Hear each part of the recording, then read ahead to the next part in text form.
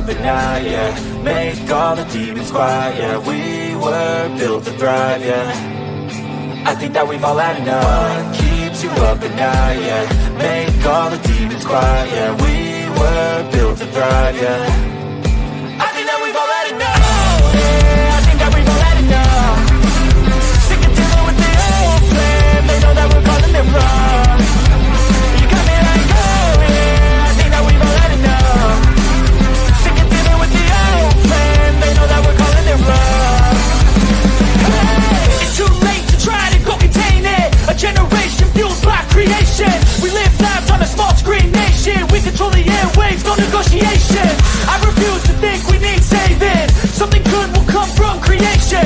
And when we think that the world is too anxious, we'll adapt, evolve, survive, and save it. What keeps you up at night, yeah. Make all the demons quiet, yeah. We were built to thrive, yeah. I think that we've all had enough. What keeps you up at night, yeah.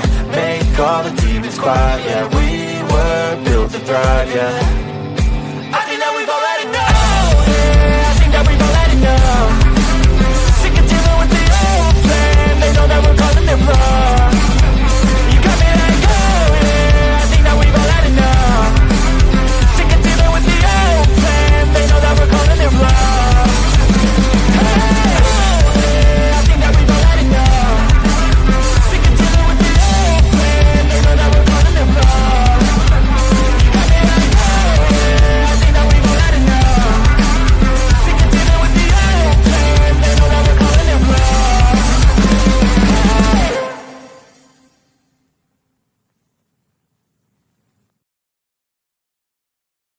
Oh, look at me. I'm retarded. I'm a globe. The whole system is designed to disconnect you from your intuition. Why? Disconnected people are easy to manipulate. Everything from sunscreen to politics to the food industry. It's all designed to disconnect and manipulate you. We are in the middle of a war right now, but it's not a traditional war. It's a war on consciousness. It's a war on freedom. This is the time to listen, not to the news. No, your intuition, your gut, your heart. Love is the greatest weapon against darkness. How do you love more? You begin by loving yourself. How do you love yourself? You listen to the messages your body is telling you. Nobody is coming to save you. Get up. Be your own hero.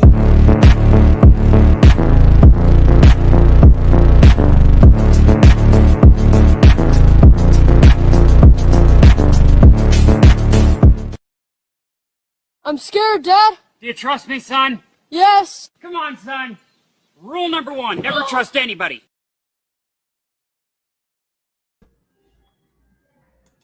All right, good evening, ladies and gentlemen. Welcome to Sovereign Soul Unchained Mind, coming to you 250 and a half miles above you in the international fake station, flying up here above your imagination. I've got my good friend and co-pilot Something Wong is here, and he makes sure that we stay in rebel flight across this beautiful plane of ours, soaring up here amongst your imagination with all this nightmarish looking IT shit around us. This is just gives me the heebie-jeebies just to look at it. You know, one good sneeze and somebody's going to short this fucking thing out.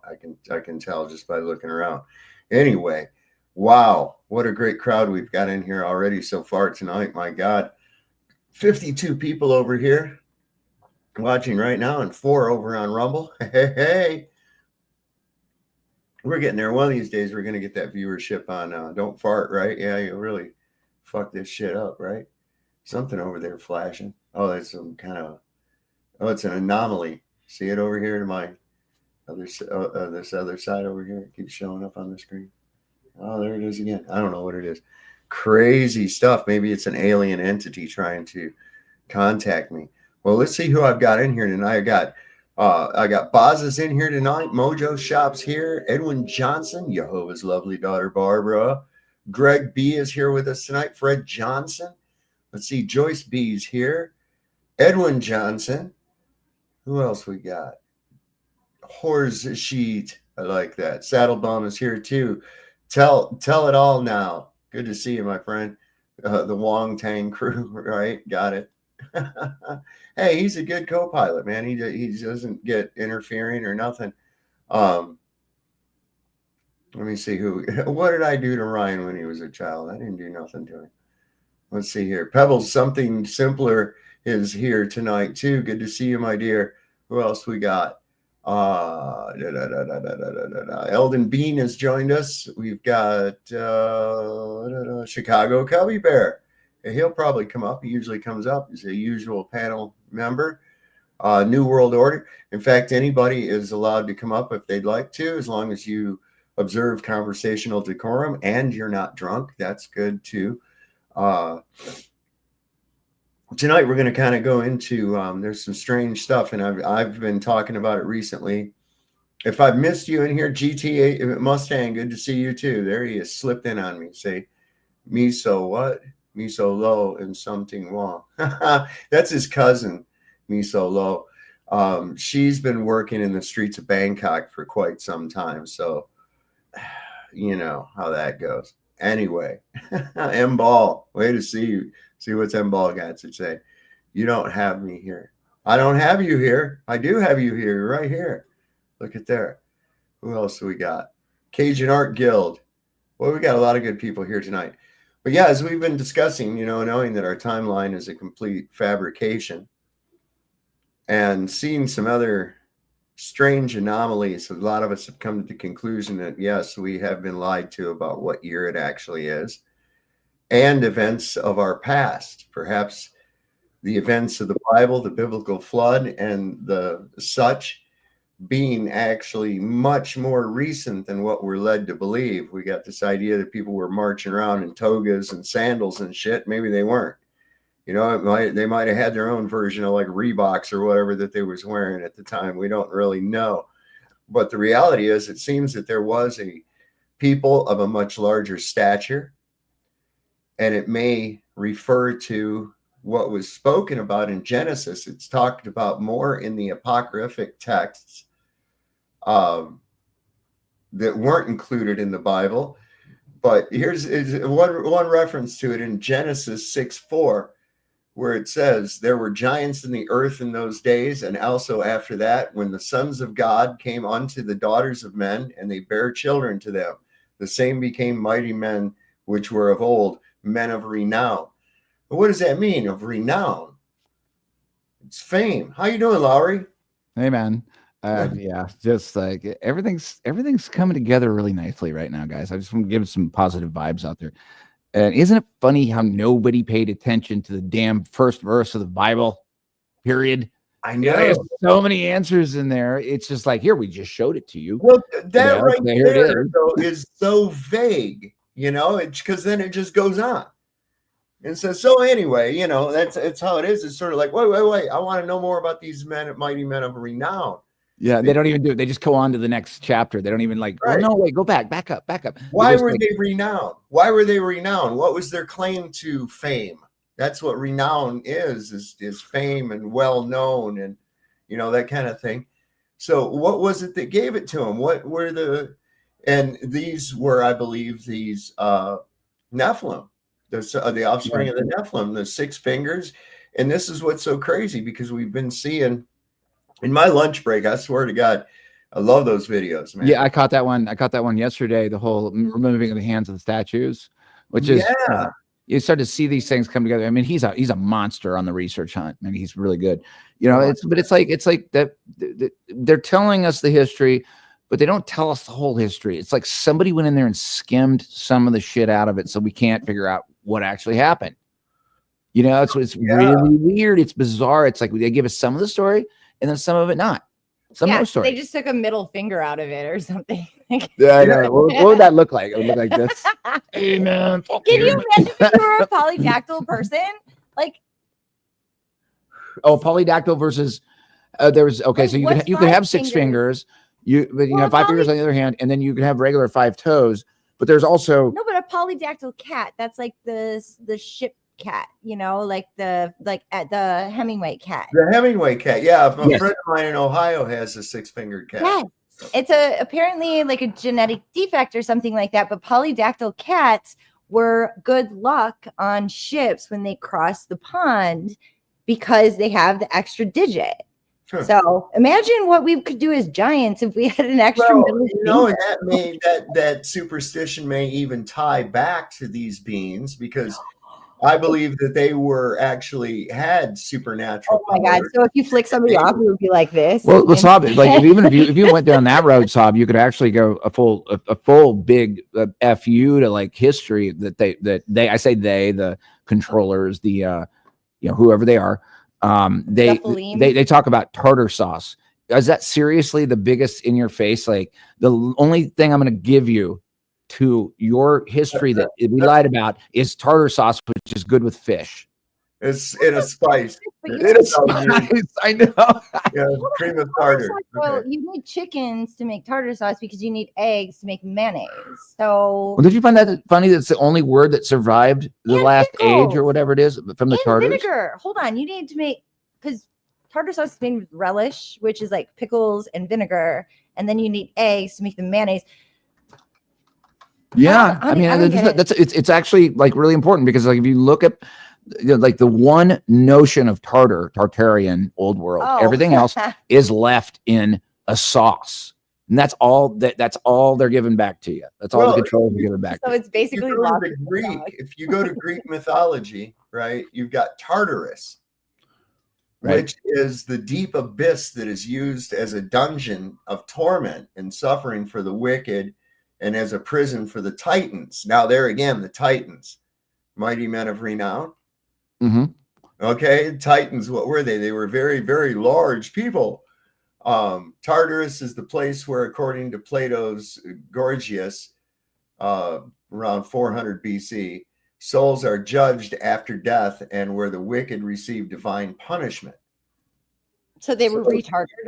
You know, so I'm wondering if that's rooted in the same thing, Tartarian. You know, we might be cheering it on, going, "Oh my God, this is so grand and wonderful." Well, no, you're not off on this. Maybe it was hell. So you're not actually off on this, is because if it's a word spell, right? If it's a word spell, then they're going to use the previous generation of history, and they're going to use that in the wording that they do a word spell moving forward into the future. In other words, it's like tartar sauce. That's what the fuck are you talking about? Tartar sauce, right? But they're basically in a big fu to anyone that's looking into actual history. We're like, that's none of that is serious. The Tartarians. And now that being said, and I will say this in a way that I mean it from my heart, is like we don't know if that civilization was good or bad. We know it was advanced and it built a bunch of amazing things. Right. It built things that we can't build today. Do we know if they were actually good people? No, we don't. Maybe they got to a point where they had evolved so much that they had turned it into awful people. And I want to be careful with old world people out there and meltology people and everybody else, is that, look, yes, it looks as though we inherited this place.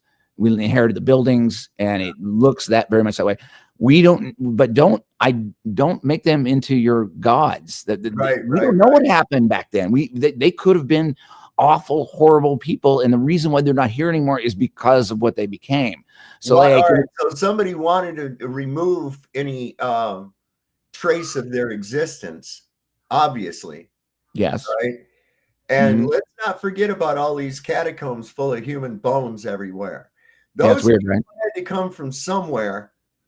So what happened? What really happened? And in the Bible, it does say that they became so voracious that the humans couldn't satisfy them and their needs anymore, and they became where they started eating people. Yeah, that's what, if you were to reduce down the initial story of Genesis, was you had basically they needed nutrition, and they eventually had to eat the people that made them. And but that's then is that reducing it? They had to have a dip, so obviously retarder sauce would be the best possible dip.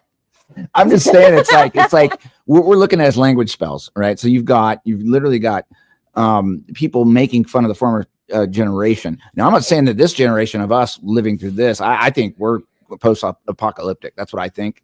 I think you're kind of on the same page as me, but it feels like we inherited a place with some old buildings, which powerful people took over and called them libraries and called them art studios, called them, government buildings, whatever, and then wood buildings after that. Is that kind of where your narrative Well, is? I think that I think that we had inherited kind of a post-Diluvian society.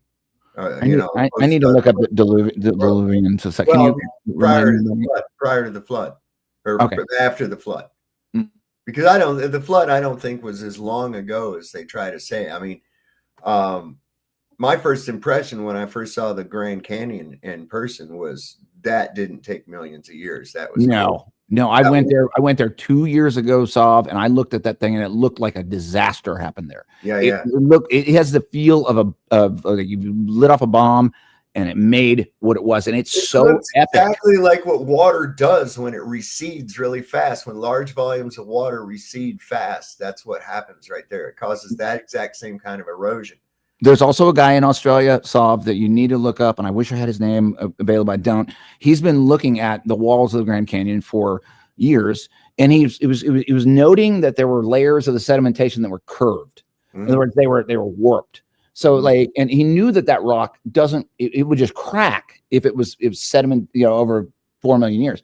It would only warp if it was under pressure of water, or if it was under pressure of heat and water, I guess is what it was. And this guy, you can find him out there. I find him every time I search it up. Just look up Grand Canyon walls, warping of sedimentary layers. And he's like, the only reason that could actually happen is if you've got water pressure on it, which means something blew up north of that in the grand staircase above the Grand Canyon, blew up and blew that whole place out. And man, I went there, and if you think you've seen the Grand Canyon on film, or you haven't seen it until you've seen it in person, it's a different story altogether. Okay. I went over to the Western Rim. I was over where the Wallapai Indians own it. Yeah. And there's no rail. There's no rail there. Like you can walk, you could just jump off there if you wanted. But they said nobody does that. So why do we bother wrecking it by having a rail on there? And that's where they have that glass walkway that comes out over the canyon. Yeah. That's really cool. Dude, that's scary. Because even though you're safe and shit, but you walk like you're on thin ice or something like that. You have to wear these like really fluffy slippers, on your feet, and you're not allowed to take nothing out there, your keys, nothing like that could drop or cause a shock to the glass or anything. But that thing's made to withstand like a 7-point magnitude earthquake. Yeah. Here's another thing too, though. A lot of people don't understand. What's that? Piranhas. So the Colorado River that runs through the Grand Canyon. When you're standing at the top of the Grand Canyon, that river is really wide. Like if you go down to the bottom, which I have not been to the bottom, but there are piranhas that live there. And I think that is the only place in America that piranhas exist beside the Nile. You serious? Piranhas in the No, piranhas are in the Amazon. They're in the Amazon and the Nile. Somebody in chat look that up. Somebody look that up, because this was a fact that they told us when I visited the Grand Canyon when I was a kid. What I was going to say was about the Grand Canyon is anyone. I know you guys have all seen the pictures, seen how big you think it is or whatever it is. When you show up there, it is awe-inspiring. You will step back and be like, I haven't lived until I saw this thing. And then the next thing that happens is they tell you we lose so many people a year by just falling off the edge. And you're like, that's dumb. How could somebody fall? No. Well, you look when you go up to the edge and where those paths are, and then you look down to the next step, you're like, oh, so some, drunk idiot like fell off the path. Do you remember Thelma and Louise? Yeah. Yeah. You remember at the end when they drove the car off the canyon? Yeah. That's right there at the Western Rim. I've been right there where they drove the car off of that for that movie. Yeah, it's pretty crazy. I mean, I don't know much. How are we doing? Pretty. Oh, look at there. I know who that is. Hi, mankind. Yeah. That's Roger Daltrey. Yeah. Yeah, I lived in Arizona for 21 years in Flagstaff, and I've visited the Grand Canyon, Glen Canyon, Lee's Ferry. I know the place quite well, sir. Top to bottom, Walnut Canyon. Yeah, my girls grew up there, so yeah, the Grand Canyon is a mighty thing, dude, and the Colorado, but it starts up in Glen Canyon. They got it dammed up there. If they let that thing go, California would never have any more problems with water. That's why they probably got it dammed up. Yep. So I'm in a Mandela effect right now because I swear on my life that piranhas lived in the Nile, but according to Google, they don't. Okay, there's no piranhas in the Nile. So you're in the right life right now. Like, what the fuck? Yeah. So what I wanted to say, is like, and mankind is, I want to watch this video, but like, I want to talk about the Egyptian shit that's in the Grand Canyon. Oh, yeah. Unless you're talking about something else, whatever. I'm going to go over that latest video of my lunch break. Okay, cool. In just a minute, but this is interesting too because it's a take on it. The war for Tartaria was not just a battle, it was the violent restructuring of reality itself, a civilization wiped from the record, not through conquest but through the rewriting of time. The year was 561 before the war, before they added 1,000 years to the timeline, before they buried an empire beneath layers of deception, leaving only fragments, maps that no longer match our history, architecture that doesn't fit its era, stories that seem to lead nowhere, and one painting, one image they allowed to survive. The celestial battle over Nuremberg in 1561 should not exist. Eyewitnesses saw the sky erupt with warfare, massive black spheres, rods, and unknown machines engaging in aerial combat. It was documented. The people saw something they weren't meant to see. A war fought not for land, but for the control of history itself. Objects fell from the heavens, crashing to earth, burning. What technology was lost in that battle? What knowledge was taken from us?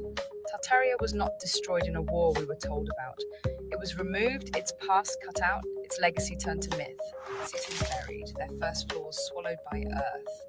Entire civilizations folded into new empires with false origins. Great fires, the world fairs, the endless cycles of destruction followed by suspiciously rapid reconstruction, all part of a process, a ritual of erasure. Mud flood may not have been a natural disaster, but a deliberate weapon, a liquefaction event, a frequency reset, a global burial. What they could not destroy, they buried. What they could not bury, they rewrote. If time itself has been altered, then what year are we truly living in? What world were we meant to inherit? Tartaria's technology, its understanding of energy, its architectural mastery, none of it fits into the timeline we've been given. What if this empire had unlocked free energy, a system that did not require rulers, scarcity, or control? What if its existence threatened the very structure of those who claim power today? If the rulers of this false timeline could erase Tartaria, what else have they erased? And what happens when we start to remember? I mean, that's powerful. I think what's really, really important to think about this is like now regular normies are making videos about stuff that we've been looking at for years. Yes. Now it's just becoming mainstream. You're like, holy shit, this is a flood. There is a flood of information that's going to come out about everything. A mud flood of information? Well, at this point in time, like we did the heavy lifting. A lot of us did way back. For me, maybe it started for you way back in Kennedy era. For me, it started in 2001, the event in New York City. But like we're talking about like all of us have spent years talking about this stuff. It's coming out at hyperspeed right now. Hyperspeed. It is. Do you see this? I'm just asking really because it is. It's like, whoa. If I was to take this information in for the first time, I would be like, I would turn away. I would run. Run. Yeah, it's like it's stuff that people say. I've always been interested in this. Well, they used to call it forbidden archaeology. Mm-hmm. And it's like, okay, I know they're lying about some shit. They've got to be, and they throw it right in your face. You remember the original Planet of the Apes?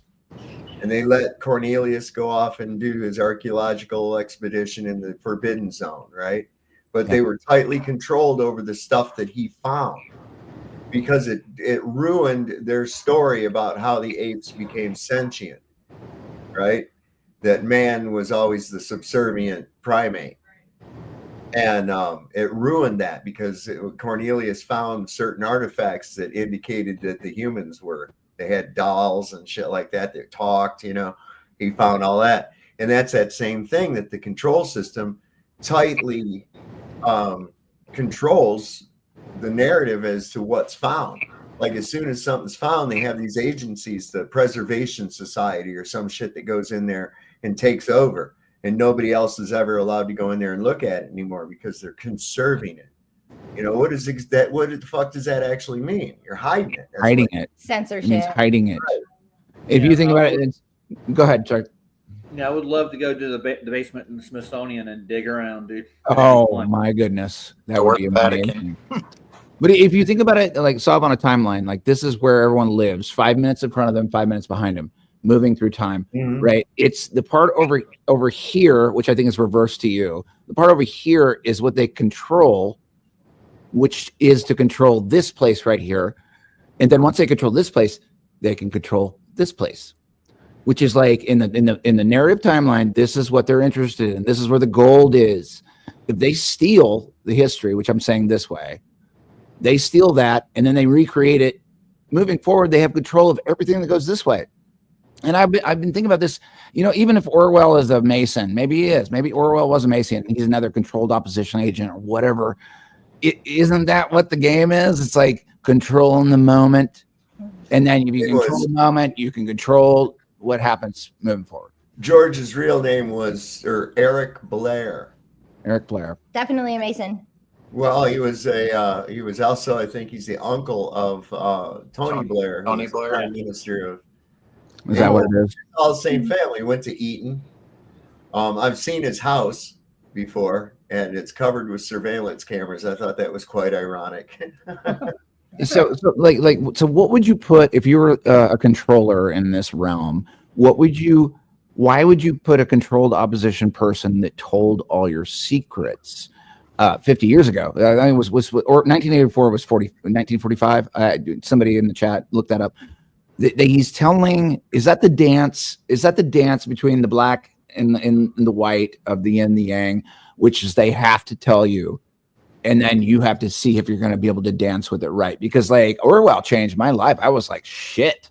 Yeah, and Orwell started becoming true in the last, well, at least for me in the last couple of years. It's part of that karmic relief. They have to tell you what they're doing. If you're too stupid to listen, then, you know, you deserve whatever you get. Indeed. That's the way it's looked at. This was kind of interesting. Then I'm going to go into that lunch break video. 1920 is when everything pretty much changed. They started changing every single thing. They started removing certain parts of the history. They started rewriting the history. 1920s is about that time. Educational system started changing everything. Rockefeller educational system started changing everything.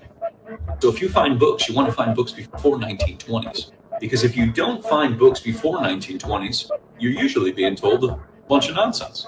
And you look at a lot of the free energy books too, and everything related to the ether, that's before 1920s. The ether was removed from the periodic table after 1908. 1908, that was removed off the periodic table. These are all terms of the Rockefeller educational system, coming up with terms to debunk the truth and debunk what we were once connected to. Then when you get rid of ether, you get rid of everything related to the fifth element and the quantum. You get rid of all of that.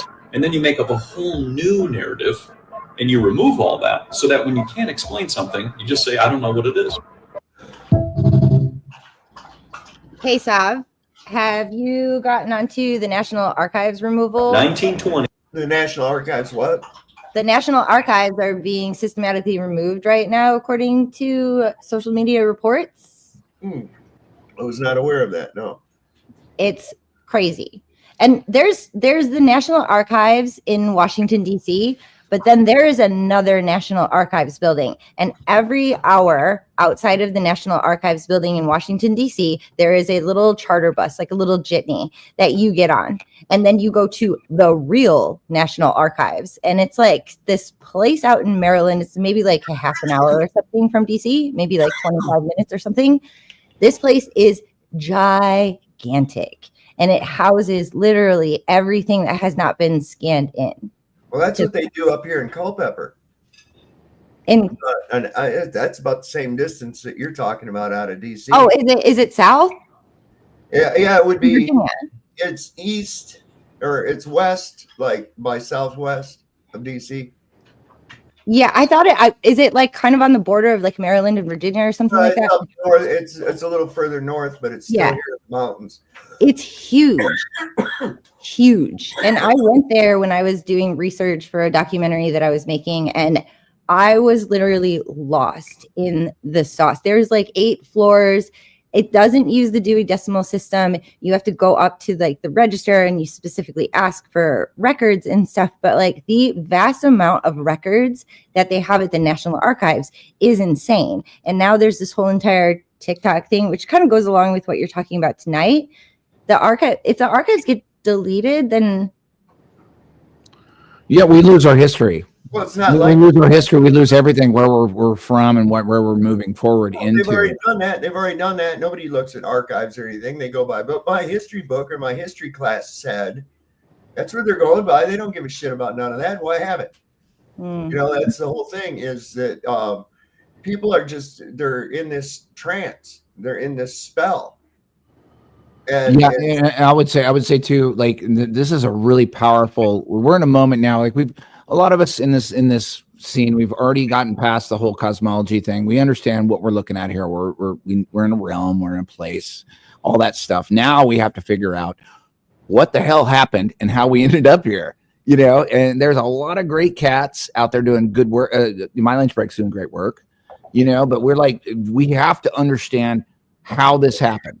They took over a building. They took over a thing, a concrete building that looks the same in 25 countries. They took over it and they said, I'm in power now. No, I'm in power. You know, and they maybe made an art gallery out of it, or they made a library out of it, or whatever. It's always the same in every single town. You go all the way across the land. Oh, look at the library, the government, everything's in a concrete columned building and everything else is wood. There you go. Watch this shit. Sorry.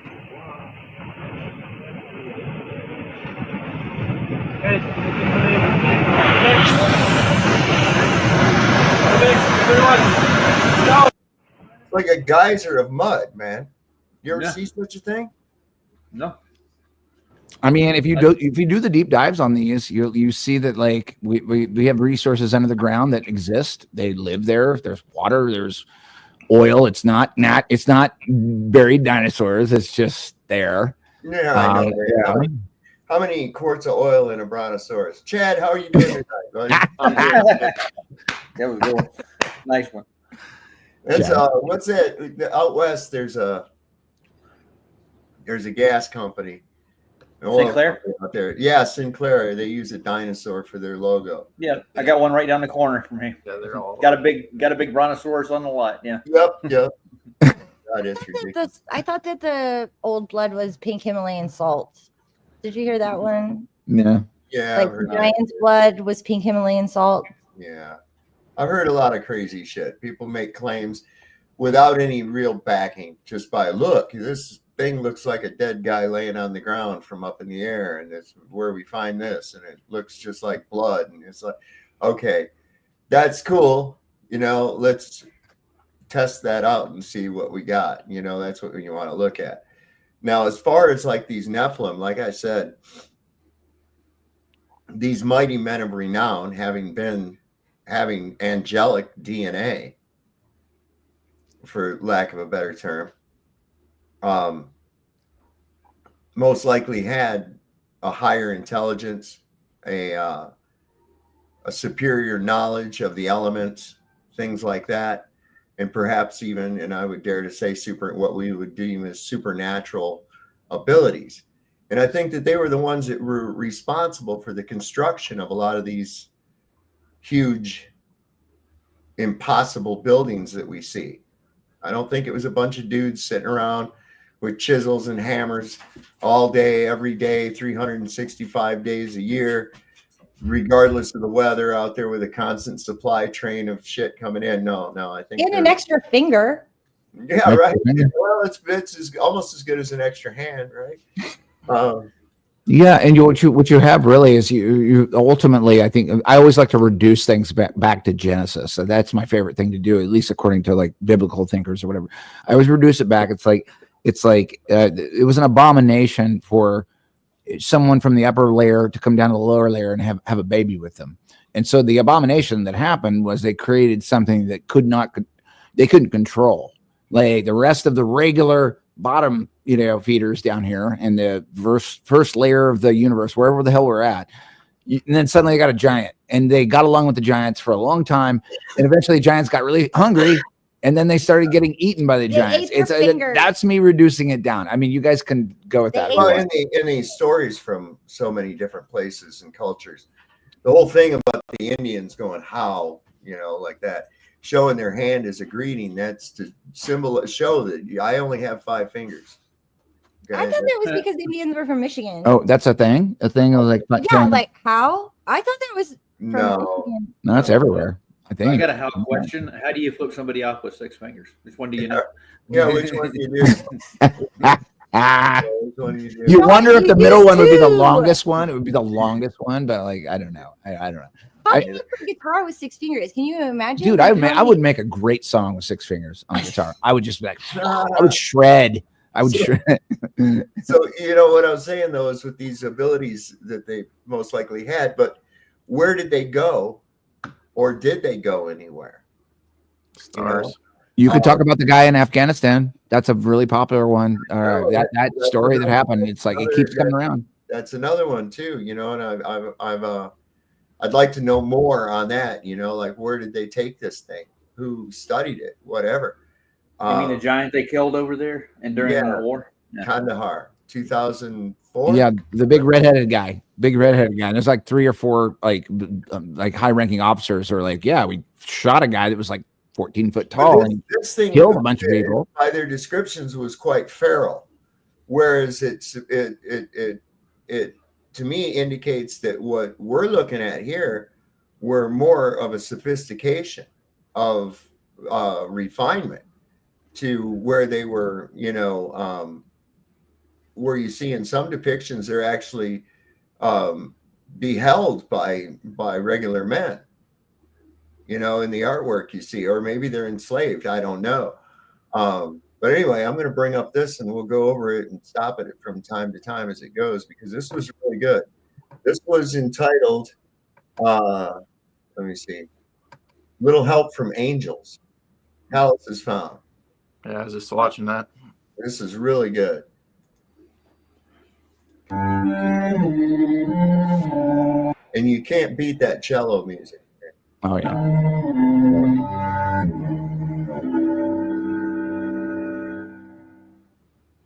Do you remember what we found in Lalibela today? We are going to go even further than before. We are going to go high into the mountains of northern Ethiopia. It is one of the most important pilgrimage places of the Ethiopian Orthodox Church. These churches, supposedly carved into the rock, were built during the 25-year reign of King Lalibela, supposedly, where we are also told that they were built with more than a little help from the angels, where archaeologists question miracles. Again, we have shown a lot of evidence that these structures are most likely not carved out of solid rock, and they were most likely constructed and have since turned into this appearance, especially when we are told that these churches at Lalibela also form interconnecting complexes, tunnel systems. Again, something that we have shown all over the world, this time within the solid rock formation. And it goes on to say, church tradition recognizes the huge task represented by the cutting of these churches and their associated trenches, passages, and tunnels. On this channel, we suggest that there was a civilization before us that held incredible technology that we are being given back today very slowly. A civilization that was able to construct incredible structures all over the world, structures that we are still able to go inside of. They held tools that would blow our minds today. As the paragraph continues on, we read, it explains the completion of the excavation during the reign of a single king by attributing much of the work to angels, who, after the workmen had downed tools for the day, came in on the night shift and worked twice as fast as the human workers had done. This story is suggesting that angels came down and helped humans construct the palaces around the world. Again, this is all research, and you are free to think whatever you'd like. But when I find something that possibly opens even more doors for us, possibly shows us the truth, possibly shows us how these palaces got here so fast in every single continent in the world, I am not holding that information back. Angels coming in and helping humans complete palaces. This is the narrative. This is the story. Helping them complete palaces that last forever. Which brings up another question. If this is true, where are we really? Are these angels still here? Or are we in a little season? A season that is not for us. It is very interesting at the very minimum. At 8,000 feet on the central plateau of Ethiopia stands 11 churches, each supposedly carved from a single gigantic block of stone, where not much is known about who built them or why.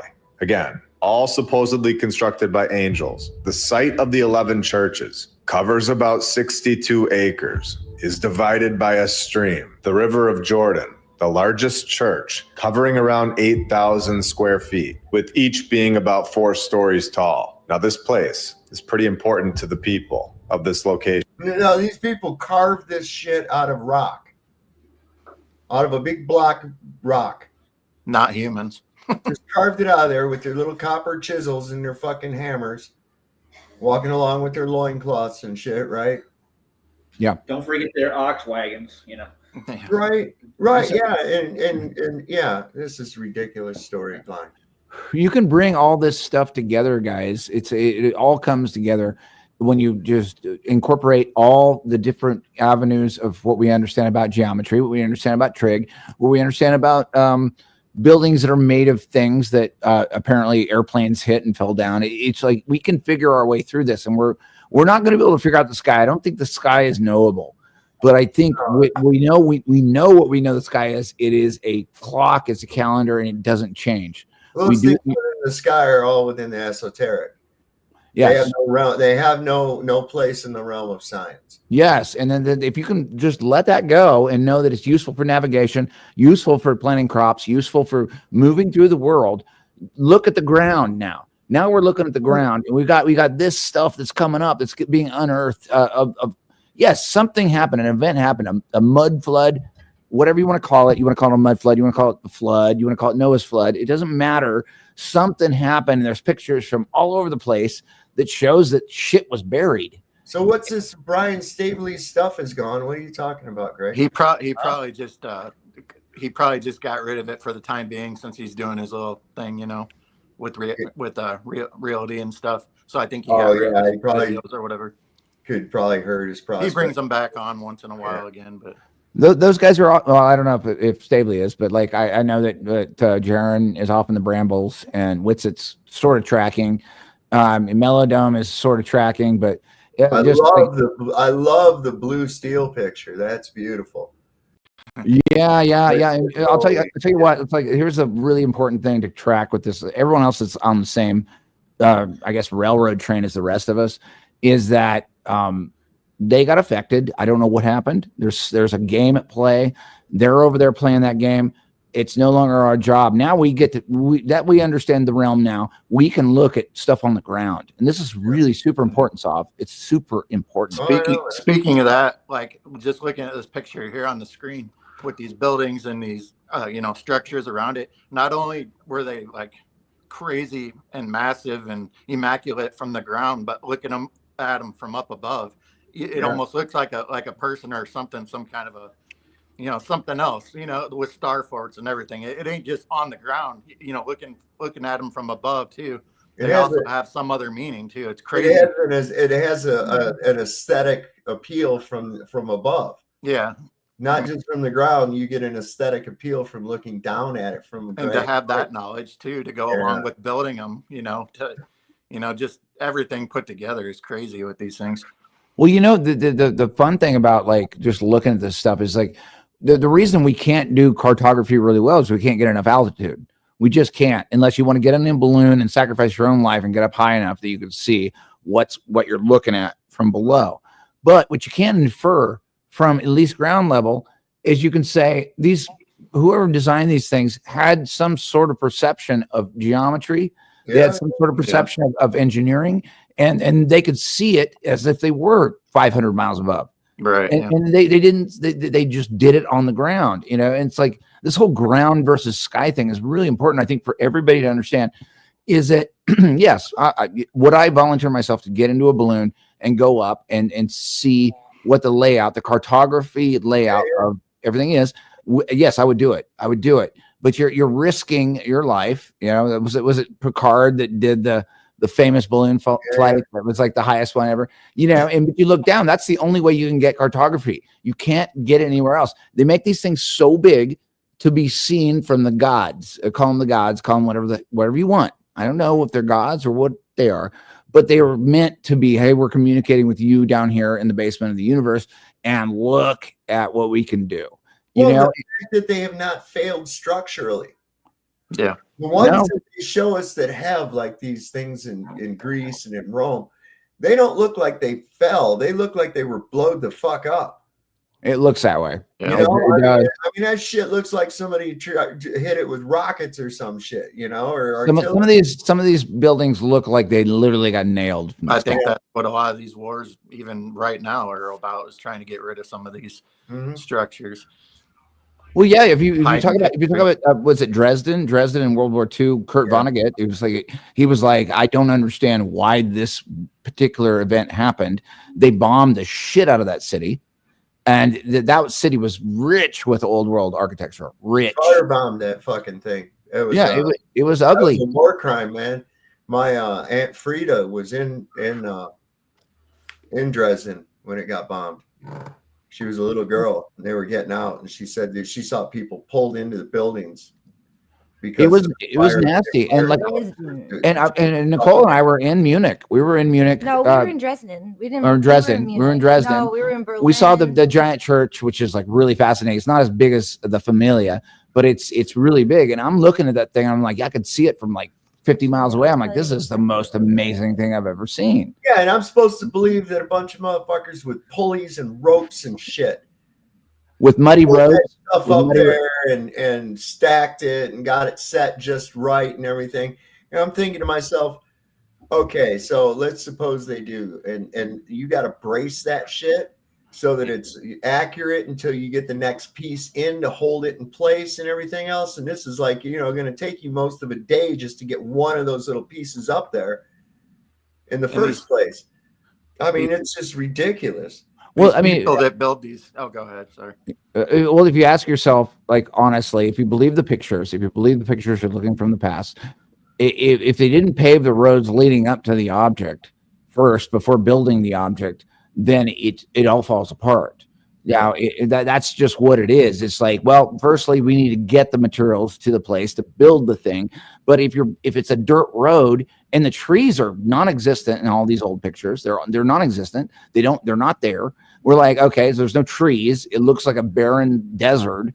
If this is the history that we're supposed to believe, then they would have created those roads to begin with before they even built the thing. You can't have muddy horses and wagons delivering fucking rocks. Well, no, and you've got the whole thing too is these are big blocks of granite or marble and shit like that, right? Yeah. How many of those are you going to be able to pull on an ox cart? Yeah. Okay, which means you've got a constant flow of materials coming from the quarry to the job site, being carved or whatever else, and then placed into position. I mean, do you realize you'd have to have a whole system going on in order to do this, especially in the timeline? Now, this is what you got to get into. Is they say, well, this was built in such and such a year. How the fuck do we know that? Yeah. And how long ago was that really? We know that they've added time to our timeline. You know, by best accounts, we're like actually in the year 1025 or somewhere there around. not in 2025 at all. They really screwed with us hard. And so that you given that, and that tells me also that the events that took place supposedly in the Bible were not as far back as what we actually think. Which is it's a timeline issue, Sav. And that's what we're dealing with. When are we? Like I said, right there in Genesis, it said in these, I'll read it again. It says, there were giants in the earth in those days, and also after that, when the sons of God came unto the daughters of men, and they bare children to them. The same became mighty men, which were of old, men of renown. Yeah. That's it. Okay. And then we just kind of blunder onto the rest of it. Well, it's because there's been books removed. This is all in the what they call the Apocrypha. And also the Book of Giants, that's been removed. Why? Nobody wants you to know about these people. Now, and again, I will say it straight up. It's like maybe the big giant people were assholes, because it was an abomination according to the Bible. So like you got a combination of DNA versus Earth people versus angels, and you've got a thing where it's like it's probably a better world that they're not here, but that what we're looking at right now looks like it was built by people a lot friggin' bigger than us. Yeah. And if you go to Baalbek alone should tell you everything you need to know. You go to look at the pictures of Baalbek and you're just like, what? Pictures of ball bags? What's wrong with you, man? If you're meant, go ahead, Rob. Didn't your wife make a bag of something in particular? Yeah, she made a bag of dicks. Made a bag of dicks for Jehovah's daughter Barbara. Yeah, she showed it to me. It was lovely. If you're meant to believe all this too, the history that they want to sell you too, it's like not only that, these people that are building these are also simultaneously building them somewhere else at the same time. It's like, are you kidding me? Like, you got time to build this huge structure and build another one somewhere else at the same time? Get out of here, man. No shit. Yeah, and I would think that like the real thing that we're doing now is inferring from stuff that we can see from here. We can't get enough altitude to understand where the hell we're at, but we certainly can get, we can infer how long does it take to haul a block of metal a mile, and then figure out, did they actually do it? It's just like the whole 6 million thing, and the thing that happened in that. When you break down the fucking logistics, that's where the details are at, man. Yeah, and that's what we do. That's what we do. Everybody on this panel, kind of stuff. It is looking into the actual mathematical possibility of actually happening. I look at these structures, I'm like, no, no. These are like in human terms, 800 years growth. Well, you have to take 800 years to grow that thing, to build it. This gets worse. Check this out. Where people take their children and walk from their farms nearly 100 miles away, a journey of 3 days, just to give this all a little perspective, where we can see that the U.S. is very interested in all of this and is over there. When we are told Simon W. is a master stonemason, also with this group that you can all see right here, or originally known as this group, I'll put it on the screen, a US-based charity that preserves some of humankind's great achievements. And we all know about restoration and repair work by our civilization, where Simon W. has repaired European cathedrals and Roman antiquities. Where do any of us really want this guy near this site? You tell me. And it goes on to say that Lalibela is more complicated because of the sincere belief that angels worked this stone. It's very interesting. Does this mean that they cannot touch this location because the people are standing up for it? And the truth of this location is known among the people, that angels helped in the construction, where they were not able to just come in and make up some ridiculous narrative like they do all over the world, saying that the master prisoners were responsible for the work, even though they had zero training. And then they hired a guy with his son, and then it burns down. Yet it's still here with no fire damage. And we've seen this in every single continent. This is much deeper than I expected this to go. But again, if I find something in this research, keys that could unlock more for us and take this research even further, I know that it's important to share it, and I'm going to do it. Scott P. asked Simon W. Simon, you can't actually cut this stone in order to fit a new piece in, because the stone you would be cutting is sacred. And Simon W. replied, yeah, that was one of the first big issues that I came across. An issue. In his words, this is an issue. An issue is that he cannot cut the sacred stone. This is what he wants to do. He wants to cut the sacred stone and replace it with new ones. Very interesting. When it has been there for centuries, and we all know that this does not need our help. And he continues on to say, if we ever had to drill a hole in it. And who is this Simon W? Who is this group that comes into these old world structures and supposedly renovates them? I'll be looking into that very soon. First, I'm going to continue on with this conversation because he says that this is so sacred that the priests collect the dust. And he says he's already resurrected the cross in the window. Scott says, this cross wasn't here. And Simon said, it was not. It was completely gone. So they've already added things and admitted it. Attempts, in my opinion, to change its narrative. He says that he hollowed out the back of the cross shape that they were inserting. They also say that our civilization has built ugly gas station roofs to cover this extraordinary site. Again, this is all research. It is all things to think about and things that point us in the right direction to try and find the truth about our past, especially when it has a very real, much more probable possibility of being. Protect it from what? Yeah, that's exact. I was just about to say that, dude. Protect it from what? If you don't know your history, you don't know your future. This is the whole power problem. They push back narratives into the past, cover it up, make up new stories, do all sorts of shit so that you can't think into the future. That's what I say what they do. These are the controllers. These are a very small group of people, and you can give them a lot of names, but there's not that many of them. They control what you thought happened, and they shit on it. And then for the future, you can't figure out where the hell you're supposed to go. Well, and then turn it into this, make it look like some kind of a roadside attraction. Yeah. You know, I mean, this is a sacred place, you know, and it's wow. They always say they're renovating when really they're just destroying everything. Yep. Yep. It's terrible. Have you guys ever looked into what the Twin Towers site, what they wanted to actually build there originally? The Rockefellers wanted to make a giant cathedral there, a Gothic cathedral. I think they got their wish with the new building. But some of the blueprints.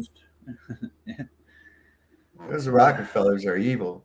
The first one was he literally was a snake oil salesman that went by. He was known as Devil Bill Rockefeller.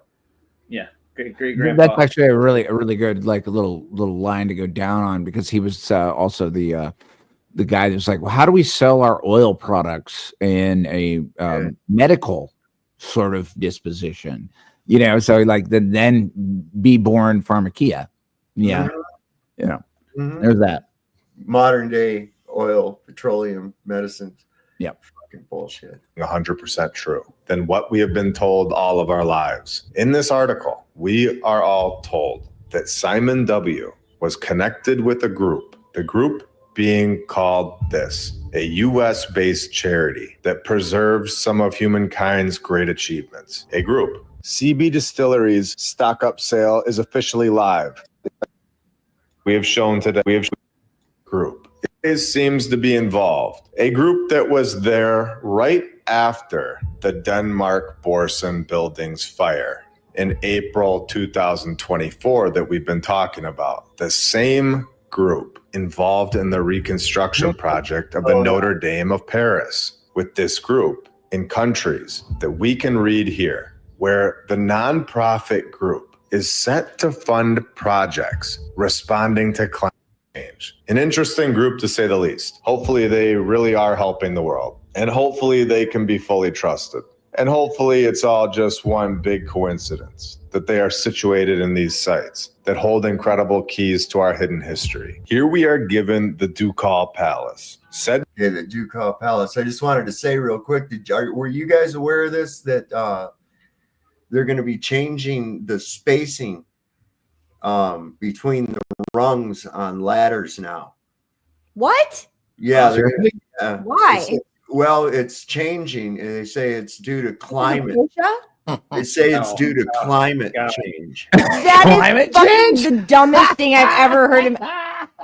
No, That's a good one, Bob. No, Nicole, it's a joke. Was that a dad joke? Climate. Was that a dad joke, Sav? Yes, it was. Okay, that Uncle was Sav. a good Uncle one. Sav in the Yes, it Because was. of climate change. I get it. Good one. I mean, look at that. Go ahead. Go ahead. Sorry. I was just glad I'm here for that joke that made the whole night. We have to make it funny because like once you can see it, you can't unsee it. And like, I'm looking at like all this old architecture. I'm like, we don't make anything like that now. It's really weird. It's weird to me. It's like, it's really, really nice little architecture and you like it. We don't make it anymore. Down here, look at this down here. This was something even done in antiquity. Yep. Down here, because this was originally some kind of an archway, but now it's blocked off. You see how it's been walled off? But Yeah. it was a passageway at some point in time. You see, just like these down here, or maybe those are walled off too. Who knows? That or they'll make it. If you approach it as if we inherited all this stuff, it makes total sense. Everything makes total sense. We inherited it. It was a leftover, shit show that happened to our civilization 100 years ago, 200 years ago, whatever it was. We inherited it. It makes a lot of sense. How many statue builders do you guys know? Do you know any statue builders? No, man. I don't know any. There's probably one out there that does statues. But then we have a giant gravestone Lincoln in Washington, D.C. that is standing 40 foot tall. You're like, what are you supposed to do with that? I knew an old guy that was a stone cutter, but hell, he's probably dead now. That was years ago. He was an old guy then. He was. Yeah. He knew what he was doing. I'll tell you what, it was amazing some of the shit he could do. I know that there are stone cutters out there that do work. I know there's statues out in New Jersey land. When we did the estate sale, there was statues in the backyard, but they weren't nearly what Lincoln is in Washington. You go see Lincoln in Washington, huge. You're like, fucking fuck. You're like, that's let huge. me tell you a very, very well done statue. The sculptor's name was Valentine, and he used a flawless, perfect white block of marble, and he carved Robert E. Lee at rest on the battlefield, and that statue sets above Lee's tomb at Washington Lee University, right down in Lexington. And boy, is that thing really impressive. Even the weave in the blanket that's pulled up halfway up to his waist it's one of the most intricate statues I've ever seen. Really kind of an interesting, understated tomb. Really an understated tomb. Light Horse Harry Lee is buried. His dad, who served with Washington and helped crush the Pennsylvania Whiskey Rebellion, he's buried down there. And of course, all the Lee brothers and shit. There's like a crypt in the basement where they're all actually buried. And then upstairs in the chapel is where the statue of Lee is at. And then outside is a grave for Traveler, just outside the side door of the church. And it's a pretty impressive grave. Traveler was his horse. Oh, okay. And that's what my Jeep's name is, Traveler. I named it after Robert E. Lee's horse because same color, everything. So, yeah. Very impressive man. Isn't it weird? Like I went down the rabbit hole of the Civil War too, and you're like, every single picture that you see of it looks staged. It looks like people are like just lined up to do. Yes. I don't know what kind of war happened. I wasn't even born back then. I don't fucking know. But I'm looking. I was like, this looks really weird. It looks staged. Have you ever been to Gettysburg? No. Man, but the vibe there. It's weird. The vibe there is heavy. It really is. You can tell something happened, and it's really crazy. And when you see it in person, and I took the kids there years back, and dude, I saw ghosts on the field. I've had some experiences. Like I said, I was a reenactor, And I've had some really strange supernatural experiences there at Gettysburg. Oh, you did the actual you actually played in the army thing. That's so cool. In fact, I was an extra in the movie Gettysburg. Oh, okay. Are you serious? Yeah. Can you see yourself? I want to. Can we watch Gettysburg? There's three scenes. I mean, totally can look that up. So you know, it's like I didn't get like a star appearance or anything, but I can point out like 3 scenes where I get killed. three different battles. I was background on Succession, and that was fun. Being background is weird. It's just like hurry up and wait. Ted Turner was brilliant because we got like, this was way back in years ago, and it was like $50 a day. And we were doing what we like to do anyways. And what a great place to find extras for a period film, because we all have our own authentic props. You know, we pride ourselves on our authenticity. Saab, you have to dress up. Can you put on your authentic props? Where's your hat? I'm serious. Like my professor in photography school, he was also part of the reincarnators. Reenactors. Hey, Saab, were you gray or blue? That's my question. Reincarnators.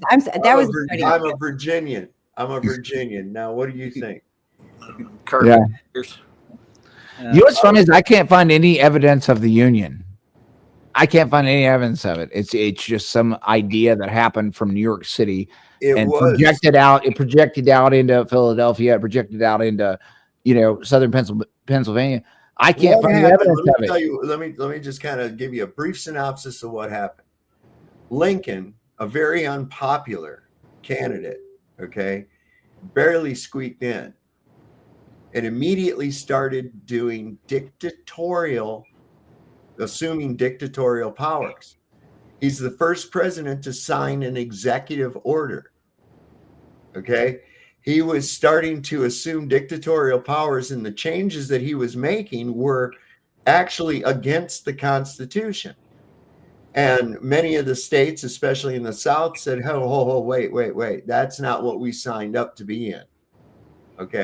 So we're gonna exercise our right of secession. Now, South Carolina did it first, and I don't think any other states would have followed, and South Carolina probably would have eventually came back. But the fact that the federal government now, when they said, okay, well, South Carolina, we're sorry to see you go, but it's your right. You don't have to remain in the Union. You don't have to remain in the nation. You are your own sovereign state. They said, no, that's cool. Now get your troops out of our fort. And they said, yeah, you're right. Okay, we'll get them out of there. We'll send a ship to evacuate them. Well, instead of sending a ship to evacuate them, they sent a ship to reinforce them. This was seen as an act of aggression, and the fort was fired upon. That's how the whole thing started. And then the obstinance of it, the fact that the government would go in and assume not only the dictatorial powers that they've been assuming, but to militarily take action against the sovereign nation, an act of war against the sovereign country of South Carolina. They said, no, if they'll do it there, we're not going to allow it. So we're seceding as well. And in fact, here in Virginia, they said, look, we don't mean you any harm. We don't want to fight with you or anything. But if you try to go through our state to get to any of these, to South Carolina, you're all done. We're not going to have it. So they were fucking with us in the 1800s. Well, when did the Civil War never start? Stopped. When did the Civil War start? Yeah, sorry about that, Laurie. No worries. 1861, April of 1861. Okay, and it's 1861. Yeah, some of these buildings would have been being built during the Civil War. Yeah, I know. I think they say that change in color you see going up the Washington Monument. Yeah, that was due to the fact that they had to halt construction on the Washington Monument, and then after they got done with the war, they completed construction with it. But by that time, where they were quarrying the stone was a much different color than where it was when they started. Right. I thought they stole the Washington Monument from Egypt. No. That's the Cleopatra Eye in London. Well, the obelisk, no, Saab is what she's talking about, I think. The obelisk is a rendition of Osiris. Right. Yeah. Well, They they stole the they built that one there. They built that one there. They say that they built the one the one at the Met here in New York City at the Met Museum. That was stolen from stolen from Egypt. Yeah. And it's out in behind. It's in Central Park behind the Met. Yeah. And it still has hieroglyphics, and the hieroglyphics go all the way up. And it's really odd. You know what? I just thought of something. Yeah, that's some y'all pretty think good stuff. y'all think you're cool, but will you ever be lighting a joint off of John Kennedy's grave? Cool. I did that. Wow. I did that. Yes, baby. I did that. You did what? I lit a joint off of John Kennedy's grave. What do you mean you lit a joint? How did, like, a cigarette lighter or something? No, it's an eternal flame. Oh. That is wild. Well, that's cool. 1979. And you smoked a bong with Trump. I did. I smoked a bong with Trump. I actually had Donald Trump on my show. Interesting. Dude, I cannot. I'm sorry. Alex and I rewatched that, and we watched it a couple times, and I actually kind of think it's him. I know. I don't know why, and I don't want to believe that it's him, but like, it's definitely not AI because it doesn't speak like a person. He interrupted you. Too clean. Whitson thinks he's big shit because he got to go on Candace Owens or something. Yeah. Wait, did that air yet? It appears on Sobs. Did that air? The Candace Owens? So I don't know, man. Listen, they pumping him. They pumping his ass all full of sunshine. You can tell. He's got the Hollywood. Speaking of Candace Owens, shots now. Okay, speaking of Candace Owens, can we just talk about the fact that the French president might be married to his father? Yeah, I know, right? What the fuck is that shit? I know. I That's saw typical. some shit about that. How goes along what with the fuck is that? That's some weird stuff. Like, I still, like, every time I try to think about it, and like I heard her whole entire thing, I can't wrap my head around the fact that Bridget Macron is actually some other man who's pretending to be a dad, man. That's what's all in the dude. Yeah. What in the what? Mm-hmm. Oh, by the way, and the Pope is in the hospital, and so his wife. Wow. So Bridget is actually her own father-in-law too. That's oh my God. Thank you, Saul. Okay, what in the incest fuck is that? Like, that is beyond incest. All right. No, like you hear all like, oh, like all of the kings and queens, they have like big chins or big noses or something like that because they were all incestual and all of those things. But I've never heard of an incest story like the modern day Bridget Macron one. It doesn't make any sense to me, and I just can't wrap my head around it. I had read a book one time, a story where, fuck, I forget what it was. It was this hermaphrodite that got itself pregnant and then gave birth to these twins. Ew. Yeah, pretty wild shit. I don't know. Anyway, we better get back into this. Wait a second. Hold on. She's gonna stop you again. All right. Hold on. Wait. If you have, how does that work? Like, you would have to fuck yourself. Yeah. So somebody told him, I guess, go fuck yourself, and he took it literal. God. Right. Yeah, we went there, guys. We went Sorry. there. Anyway. There, yeah. Go ahead. To have been constructed in the incredible year of 1454, where they tell us that 250 years after they carved palaces out of stone in Ethiopia, like we have shown today, 250 years later, the solid rock hillside was impregnable to siege, but was problematic for carving out the foundation of the palace. If evolving and advancing was a thing, if it were true, the world would have mastered this after 250 years of advancing, where we begin to see the narrative slip up. The truth is smooth. A lie is all over the place. And we can see this right now. We are also told that restorations were completed and have opened the extensive subterranean network to visitors, tunnel systems. Again, Who is conducting this restoration project on an old world structure and blocking it from the public? Wait,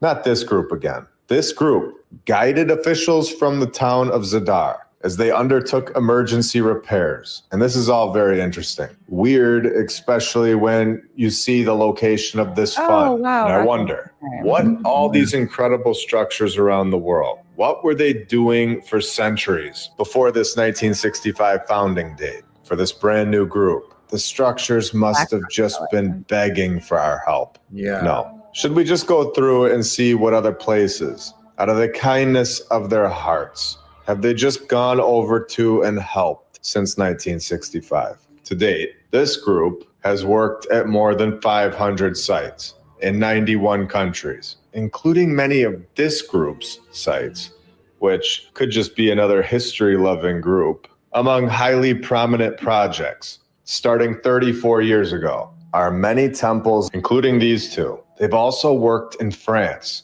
the ghost town of Craco, Italy, many structures in Rome, and of course, going back to episode 60, several sites on Easter Island, various sites in ancient Luxor in Egypt, Lalibela, Ethiopia, Argentina, the ancient Maya city, and so much more. Now, have we located something today of significance? These are the locations that we are also interested in. Every single one of them, which I'm guessing is no coincidence. I guess it's nice to know that we have a group or two that really want to help preserve the buildings that we're all interested in. It's nice to know that they were there on the scene of the fire in Denmark, faster than anyone that was even there restoring the place. And also very strange that this news group titles this "Denmark Endures Its Own Notre Dame Devastation," when we know which group helped repair both structures. We also know that this fire took place on April 16th. You don't find it odd that they are connecting these buildings through the news. You don't find it odd that these two old world structures, they both burned down on April 16th. I'm going to ask you. Okay, so what's the significance of April 16th? Well, firstly, you've got April 1st, which is, I think a lot of people in the biblical community would say it's Jesus Christ's birth, which is April Fool's Day, which is just like, what the hell are you supposed to do with that? Tell me about April 16th.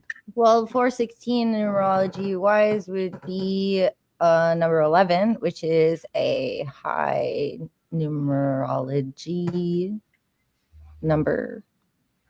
I don't know what you got. What you got, Sav? Figure this one out, because this is the weirdest one. Yeah, why? Well, let's see. It was in 1457, the Battle of Megiddo, the first battle to have been recorded in what is accepted as relatively reliable detail. What the hell happened? What happened to us? Our calendar got fucked. Our calendar got fucked up a long time ago. 4 goes into 16 4 times. Well, let's see. Yeah. I'm trying to think of anything really significant I can think of at April 16th. Nothing comes to mind. Well, I'm finding, different historical stuff that happened, the French Revolutionary Wars. They remind me of the Umbrella Corporation from Resident Evil for some reason. I don't know why. To me, April is a big mystery to me, and I'm still trying to figure it out. But I feel like April is the way to get the hell out of this thing, to work our way out of this bullshit that we're in. And I think April 1st is really important. I think 9/11 is really important. 9/11 is a lie. April 1st is the truth. We get those things flipped, I think we got something. But I need more evidence. If somebody's got it. What day is the equinox on? That's pretty close to there, isn't it? Spring. Oh, I don't know. I have to look it up. Equinox. Yeah. A bunch of people born on that day. Let's see. I'm scrolling down here past these birthdays and shit. Deaths. I don't think it would have to do with a death. Well, if you want to know how you're trapped when in time, you have to know the calendar. We don't even know our own calendar. So we got to figure out what the hell our actual calendar is. What is it? Grok to the. Do you want to hear what Grok says? Oh, you want to see? Here's some AI. Do you want to know what Grok says about April 16th? Yeah. Go ahead. Esoterically, April 16th holds significant primarily through its association with the zodiac sign Aries, as it falls under the sign's influence March 21st through April 19th. Aries is the first sign of the zodiac, symbolizing initiation, beginnings, and the spark of individuality, often linked to esoteric themes of self-realization and the emergence of consciousness. The date April 16th sits in the third decan of Aries, approximately April 10th through the 19th, which is influenced by Jupiter and Sagittarius, adding layers of expansion, wisdom, and spiritual exploration to the fiery, assertive energy of Aries. This blend suggests a potent time for personal breakthroughs, creative expression, and the pursuit of higher truths. There's like a little bit more. It's like, I mean, I don't know what to make of it. Well, here, wait, hold on. This next one is from an esoteric astrology perspective. Monad, or the divine spark within, and its ruler, Mars, embodies the will to act and manifest. By April 16th, the sun is nearing the transition to Taurus, creating a subtle energetic shift from pure intention to grounding, which might symbolize the bridge between the ethereal and the material, a time when spiritual impulses begin to take form. Well, it's also Patriot Day too. I just found that out. Yeah, it's weird. Tax day. Yeah. I don't know. Let's see. It's the day after tax day. Yeah.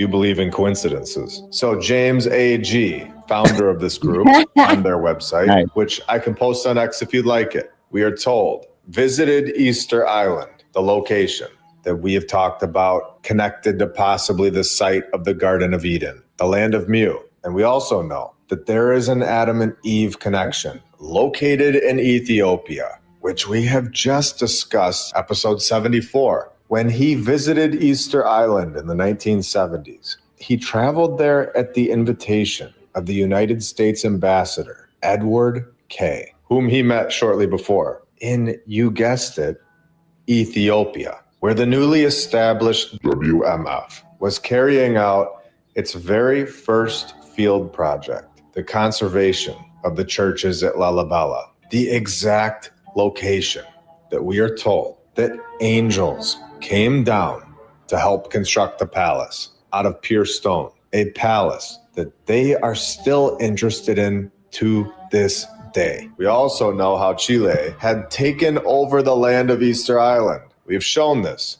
And yet again, we have another connection to this, all coming after Colonel Churchward's work, when he was told of the ancient tablets in the Indian temple, about the land of Mu, telling us about Easter Island, when Corey had been the U.S. diplomatic representative in Ethiopia prior to his resignment to, you guessed it, Chile. This is when he contacted the founder of the group that we've been talking about all day today, and told him to come and see the country's extraordinary monuments. I just find it incredibly interesting that the place that we have found is possibly the Garden of Eden, is the one location that these founders are so interested in right off the bat, right after their founding date. It's the first thing they do is go to Easter Island and possibly the land of Mu.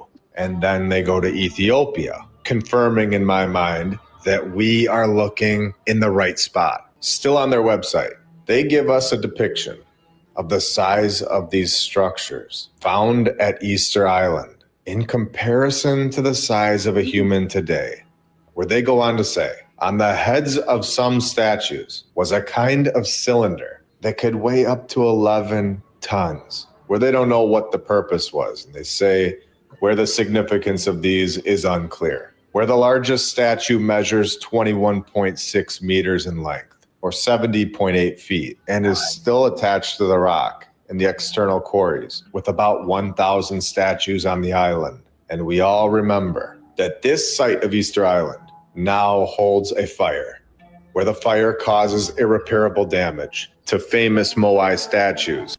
How does fire burn rock? How does it fuck up rocks? That's been the weirdest thing with me, Saab, is like all the old, the stories of the state fairs and all of St. Louis and Chicago. And it's like fire doesn't melt rock. It just doesn't. Wait, why is Colonel spelt like that and it doesn't sound like it? Why is it colonel? But what I'm saying is like you're right, dude. It's like that's dumb. It's retarded. we're talking about multiple cities that have been burned down from great fires, quote unquote, and their rocks burnt. I've never seen a rock burnt ever. No, I haven't either. Nicole, why isn't phonetic spelled like it sounds? I don't know. That's a good question. I don't know. Yeah. We got all kinds of problems in our Babylon. Are we swimming in a sea of wizard spells of language No, wizard we're like spells? drowning in a sea of Babylonian bullshit is what we're drowning in. It is Babylonian. I think it's Babylonian. I think there's the same thing as I think there's some angels in this place that want to get the hell out of here. They've been trying to do it forever and ever. They keep trying to do it. They try to build a tower. They try to build a thing, and they never get out of here. And they just keep doing it. See, I think Am I wrong on that, Sob? I don't know. I don't know if you're right or wrong, but I think the Easter Island statues, like those are the big blue beings, and they have an energetic, like they're not in our realm of consciousness, but they're in a different sort of dimension, and they don't have legs. They just kind of like move across the floor, but their energy is huge, and I have seen them in meditations. And in like past life regression stuff. I don't see anything about them that represents Easter at all. You know, Isn't it weird they call it Easter Island? Isn't that so bizarre? It's like those guys didn't know about Easter or anything. It refers to the direction. I think They're way out there. They're way out there in the ocean.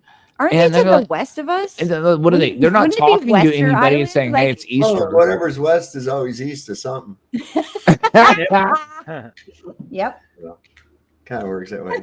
Sorry, man. Just keep going. Yeah, fire destroyed rocks. On October 7th, 2022, coming just 3 months after the island was reopened to tourism, after 2 years of closure. So we have a group that is very interesting, to say the least. A group that says that they have conserved over 700 sites, which is different than the 500 that we saw from earlier, where it looks like they might have mixed their story up already and raised 300 million and over 400 million leverage from other agencies. A group that gives us a list of watch sites every 2 years and tells us the new 100 sites that need their help, starting this in August of 1995, with number 15 coming in marked as Chile, Easter Island. By 2000, it had moved up to 9th. A group that gives awards to champions of conservation. A list that has names that looks like they just gave themselves an award. They own the building that this fund is located in.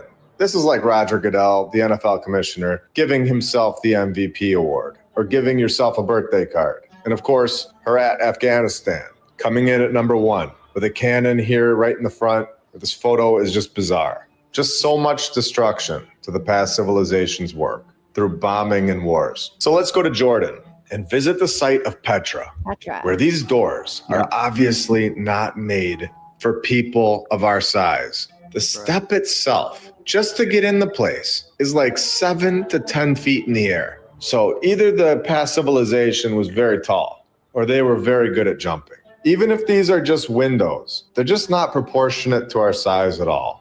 We have seen a lot of proof that there most likely were a much larger group of people here in the past. And this is just another example of this. This is a site that we are told was built possibly, maybe, it might have been, but we'll never know, possibly, according to the mainstream, as early as the 5th century BC. You know. No, you remember when Moses sent his spies out to scout the land? Yeah. They came back and they talked about the people they saw, that they were grasshoppers in their sight. Yes. Yeah. Right. There's another indication of that too. People just gloss right through that. They don't even think about it. You know. Well, Saul, I would like to ask you this. I think it's a really important question, and just speaking biblical, is that Moses took a whole bunch of people through a shitty place, and then he wasn't allowed to go into it. The rest of them were. The land of milk and honey, right? You have this whole story. I've been trying to work this through in my mind for years.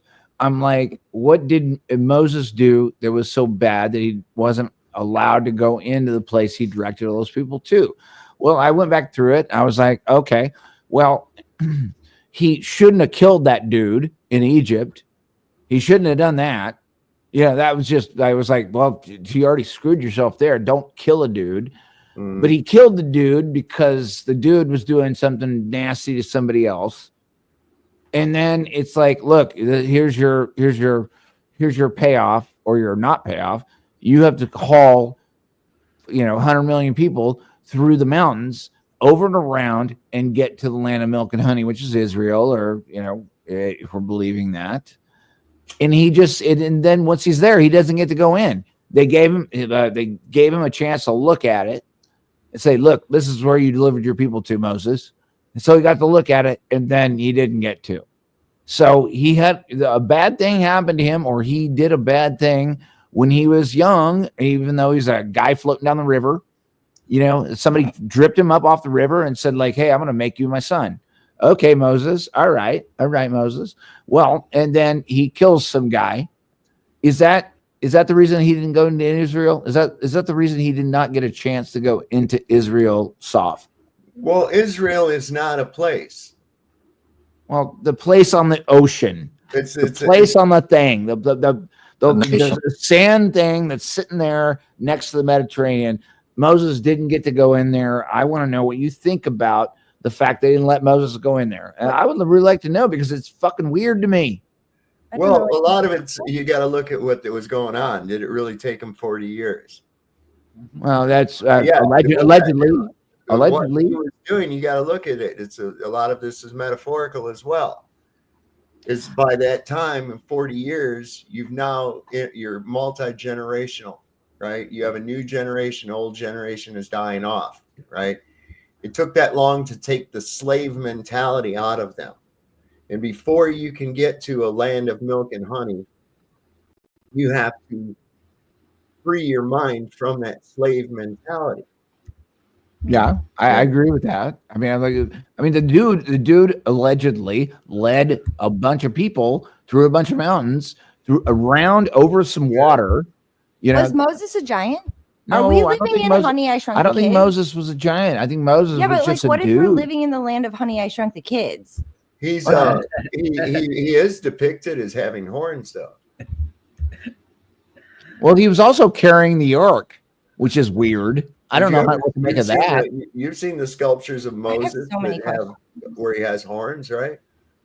Yeah, I've seen it. It's quite unique. His horns cover his whole head almost, the way it's depicted most times. It's some odd stuff, but I don't think we're getting the whole story.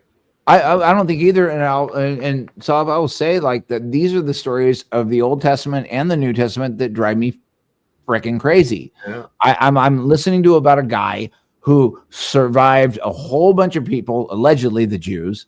Don't know what they're actually talking about. Drew them out over a river. It's not a Jew. None of those people were Jews. There was no such thing yet. Put them through a river. They separated a river. Here's the story. They were Hebrews. Yeah, okay. So they separated a river. They go over this other place. I think they curved back around. Wait. They separated a river. What do you mean? That was the dividing of the river. Red Sea. Dividing the Red Sea. Dividing the Red Sea. They went through it.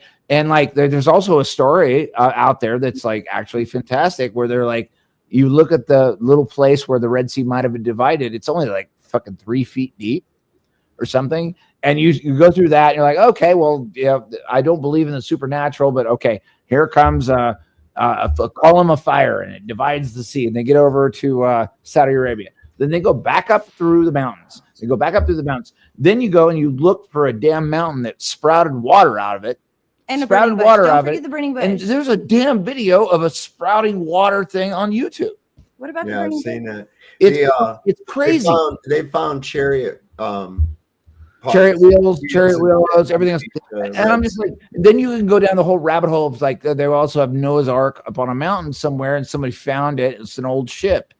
What am I supposed to do with that as a regular person? I don't know. That Sodom and Gomorrah was supposedly to be located. They find some of the purest sulfur, unscathed sulfur, some of the purest on earth.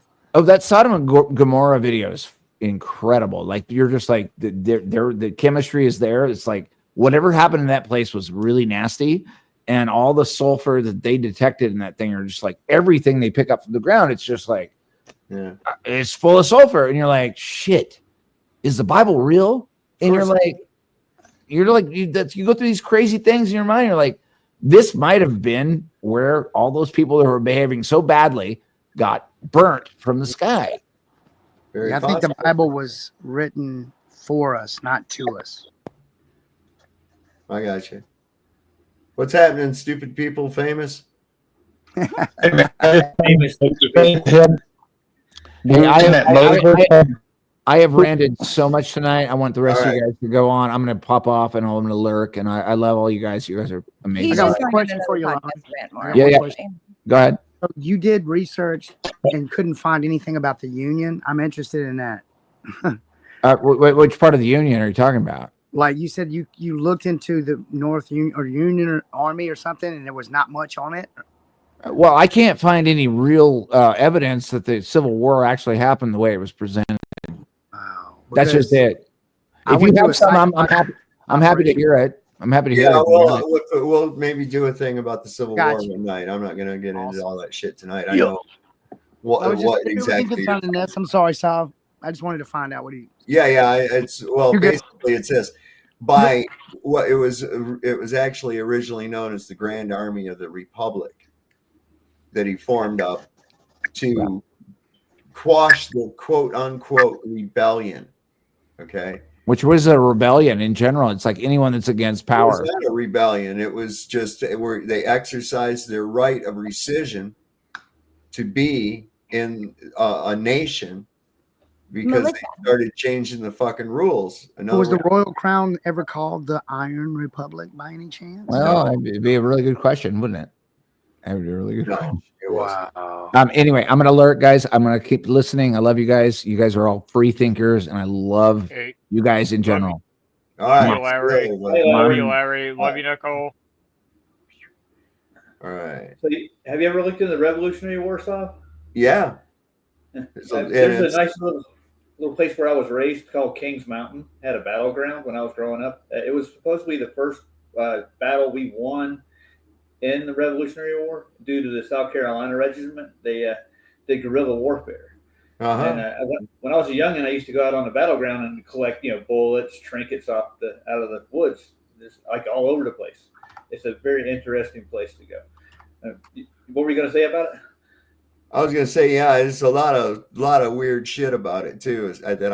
Some revelation I came to at the Yorktown battlefield here in Virginia.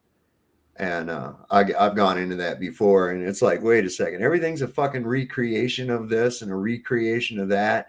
Even Williamsburg, you go to Williamsburg, and here's a recreation of the governor's palace, and here's a recreation of that. And it's like, where the fuck's the real stuff at? What happened to it? Was it ever really there? It's some crazy shit, and like with me, I question every fucking thing, everything. Anyway, it's kind of weird. When I lived in South Carolina, they had these like the little shacks and stuff, and they would have like a plaque up, and it's like during the Revolutionary War, a British general died in his shack of pneumonia, and it gives a date and stuff. It's like just out in the middle of nowhere, just randomly you walk across this stuff. It's weird. I don't understand that war particularly. It's like it was. That place that's just outside of Culpeper, it's like on your way, you go to Chancellorsville, going that way up Route 3. And that little bunker thing it's right on there. You can see it better now than you used to be able to. When I was working way up by there, you go by, it was pretty well hidden. But now it's kind of out in the open, and that's owned by the National Archives. That's right up. But the thing is, you go up a little further north, you go right by the place where Stonewall Jackson died. He was accidentally, quote unquote, shot by his own men. Right. And he didn't die from the wounds themselves. He caught pneumonia while recovering from an amputation. And then he died. The place he died is right along there on the Plank Road on Route 3. Wow. Yeah, I live like right around like so many different battlefields: Cross Keys, Port Republic, Newmarket, Winchester, Cedar Creek. That's all. I can beat any one of those in just a little while. No problem at all. They're right here. Well, when you take a tour at the Kings Mountain Battleground, whenever like a British general or commander would die, they would bury him under a pile of rocks, and they would have natives stack these mountain of stones up to keep their spirit in the grave. They tell you about this. Oh wow, that's a trip. Yeah. Don't want them out wandering around. Yeah, Hey, don't want so- them general ghosts. What? Look, there's this guy called he's got a profile on YouTube called Understanding Conspiracy. He was just on Eddie Bravo's channel. Him and JT that follows JC. Yeah, they're doing this like unraveling of the Satan's Little Season. What they're finding out in 1776, the proclamation of, you already know it, the Statue of Liberty, the breaking of the chain on the foot is when he was released. That was the memento of the releasing of it, is what they're seeing. Pretty trippy. well, we didn't get that. We didn't get that statue until the 1800s. Okay. We didn't even get that. In fact, it's a very large replica of a smaller version of the same statue that sits in Paris in the Seine River. I've seen that. Yeah. So the initial one is what I think he was publicizing as to be the proclamation of. Right. Like it might say like 1776 on the date. Trippy. It's trippy though. Yeah. It's I wild. thought they copied the Statue of Liberty from the Colossus of Rhodes. It was supposed to be a memorial to it. Yeah. That's wild, man. Anyway, just thought I'd bring that up. Yep. Oh. Anywhere from 2,222 to 2,321 years ago. They've got this date pinned down. Maybe. Described as one of the most precious cultural properties of man's cultural heritage. In 2007, Petra was voted one of the new 7 wonders of the world, with 1.1 million people visiting it in 2019 alone, where yet again, you can see that there is so much more to this place than just a wall. Once again, in my opinion, of course, looking like a larger structure and simply melted around it, with the front still being exposed, where there are more than one opening yet again. The exact same thing that we saw in the Indian caves. We can see how advanced the previous civilization really was. This is incredible to look at. I can't even imagine going there. There is clear melting here. You can even see in the background that was an old world palace that is now melted. All of this was, in my opinion, an incredibly advanced civilization living here, with palaces that have been turned into this, where you can go inside them still. These are not naturally forming rocks, all looking very similar to the Great Temple in Egypt. It's very interesting that we have the same sort of thing happening all over the world, as if it were the same exact builders going from place to place, and the ones that are left still here for us to see and go inside of today, and all on that watch list of the group that was created 59 years ago, where it's becoming clear, where we have a lot more to learn, a lot more to uncover. And at this point, I believe it is clear that there are groups being funded to hide our true history from all of us. I think that has been exposed today, and tell us all that they want to preserve the previous civilization's work, structures and sites that have been just fine for centuries and have needed zero help. Or have these structures not been around as long as we're told? And we are just discovering this, discovering that the previous civilization wasn't actually here as far back as we always thought, with something massive happening within the last few hundred years. Welcome to St. Paul, Minnesota. Today, we are here at the Minnesota State Capitol building. We are going to be investigating the history that we've all been given behind this location, behind this building. Today, we are going to show that this structure was not originally created to be the Minnesota State Capitol building, where it was not intended to be a building to rule over us, where, in my opinion, this building was created for all of us, and it has since been taken over. We will be investigating the narrative that we are all given since day one, and much, much more. We are given the same narrative worldwide, a very clear example showing that the same source generated all of these buildings' narratives, where we are told that this is the third building to serve this purpose. Multiple buildings on the same site. We have seen this so many times over the first 75 episodes. It's in nearly every single old world building's narrative. Not only that, but we are also told that the population boomed in 1858, which we know why. We have covered this in episode 52. We know where all of these people came from. All the orphans and shit. Now, what we got to get to is really, where did all the orphans actually come from? No doubt. Right? I mean, were they grown? Were they stolen? Were they relocated? Are a certain segment of all the kids that go missing today, are they taken and relocated someplace that we're not aware of? I don't know, man. Was you familiar with the baby incubators? Yeah. So we really don't know how many of those locations they had. They may have just, they were trying to pan it off on the only pictures available as if it's a circus thing. So they're passing it off like a circus thing now, a narrative. Yeah. Which it wasn't really. Have you ever seen Wise Up's theory about the carving? He thinks they were carved out of wood to begin with, like into the trees, and they were fossilized after the fact. I've gone into the idea of them being poured or even 3D printed. Oh, look, well, there's these I like the idea of being poured. There's a lot of evidence that it is. I forget what you call it. Molded, casted. Yeah, casting. Yeah. No. There's a more specific term. When you take different, like mediums. Different mediums and mix it all together. Right. Well, is it possible to soften stone? I believe so. Yeah. Well, it definitely is. I mean, you can do that. I mean, you can powder it down. You can powder it down and add water and solidify. That's more what I'm. Yeah, reconstitute. That's what I'm getting at. It's kind of like an epoxy, might you say? Not epoxy. It's more like concrete. Yeah.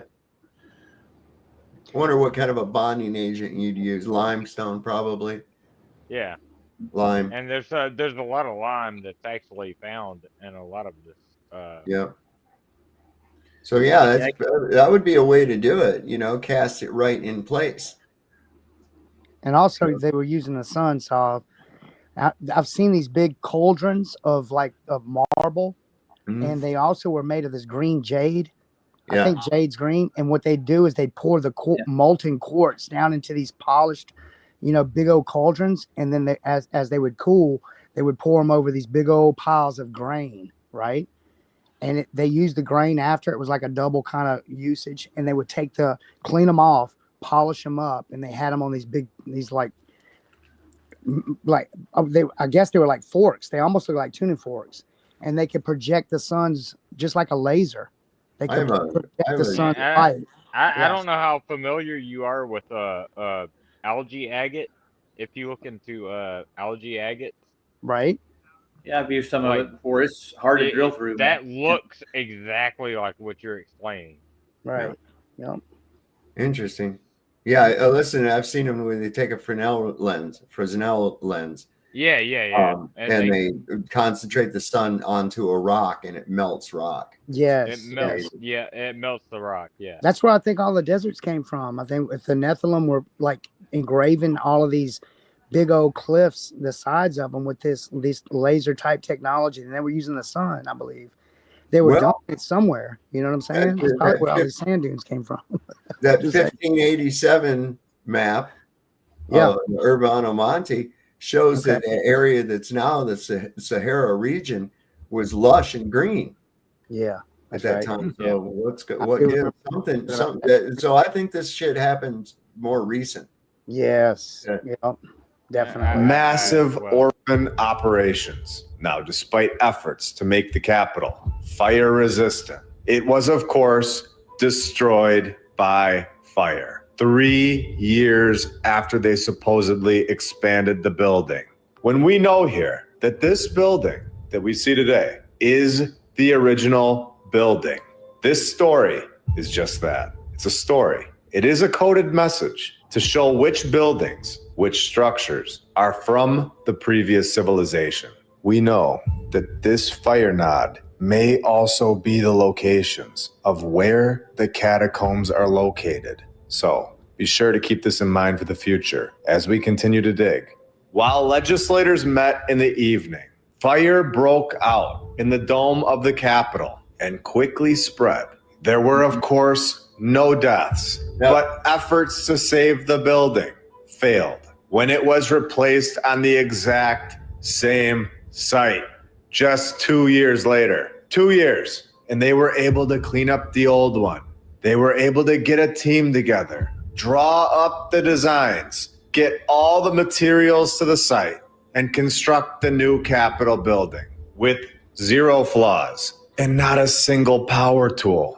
Do you understand at this point how we have all been lied to? If anyone needs an even deeper understanding of what this project would require, episode 41 will definitely help anybody out after this. 2 years to clean up the one that supposedly burned down mysteriously. Nobody ever knows how it started. Just another palace up in flames. From the local fire ghost that was playing with matches in the basement, where there was an empty kitchen fire or a faulty light switch. The narrative forgets to give us details that are extremely important. Why would we not be told the exact cause of a fire that burns down a state capitol building? You'd think that would be in the story. We very rarely ever hear how the fire started. Yet there was so many fires, supposedly. So 2 years. Clean up the first one and knock out the second one. And the second one is no shed. It is a 3-story Romanesque masonry building built on the exact same site as the first Capitol building, where I do believe that these buildings that they show in the photos, these buildings, they did exist. They were here. I just don't believe that they were actually the state capitol buildings. I think they were also located in different areas of the city. And to get rid of them, they throw them into the narrative, exactly how you've seen today. Designed the new building in the shape of a Greek cross, with it featuring a foundation of cut stone and walls of red brick with sandstone trim, each wing measuring 150 feet in length. All of this was planned out and completed in less than 2 years. And I just couldn't stop there. I have seen this fire narrative so many times. You look, took them longer than that to contract and cut and set the Georgia Guidestones. Yeah. If that gives you any timeline type of thing. That was, now that was kind of impressive, but it was not nearly as much involved with that as would be with one of these buildings. Planning it, quarrying everything, putting the police pieces in place, the actual construction, all the logistics. You love to talk about the logistics on here. How in the hell are you carrying big blocks of stone to this place with buggies and oxen and exactly and carts and shit, you know?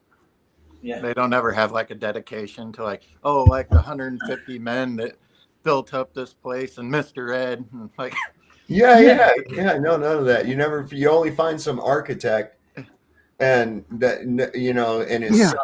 And you never find, you know, well, who was it that actually did the building? Because you think about that too, with hand tools even. Yeah. I mean, it would be bad enough a wood structure with big timbers, using timbers and shit. Because you're using hand tools. You know, specific types of marble as well that are cut certain ways that comes 2,600 miles away from the place as well. Stuff like that, you know, it's crazy stuff. So it's insane. Crazy. And they, you know, people just go, oh, that's interesting, and move right along. And it's like, wait, the fuck, did you hear what I just said? Oh, they could do that. They just they just knew how to do it. That's what I get. They just slough it off and say, well, people were a lot hardier in those days, you know. Oh, they worked their ass off back then. They must have been. Have you ever seen the colored glass beaches before? Yes. Yeah, I was going to share that with you, Rick, but I'm pretty sure you have. Yeah. They're pretty amazing, and they blame that on the fires too, like the cathedrals that burnt down with the colored glass windows and stuff. Yeah, they're always making up stories. And that's all they do. They make up these stories. These people call themselves experts. They come up with a story, and that is the story. You know, they call it science. That's what. Yeah. Gets To give y'all a little reference frame on the attention to detail in those structures.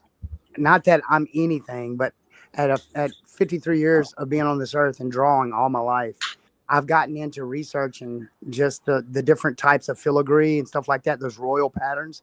Mm-hmm. And still, with years of even drawing and trying to duplicate some of these different columns, Mm-hmm. I still am like not even a novice on trying to create them from not even looking, from memory. Well, so that tells me that let's next level. Look at something that's different epigenetically right now. Yeah.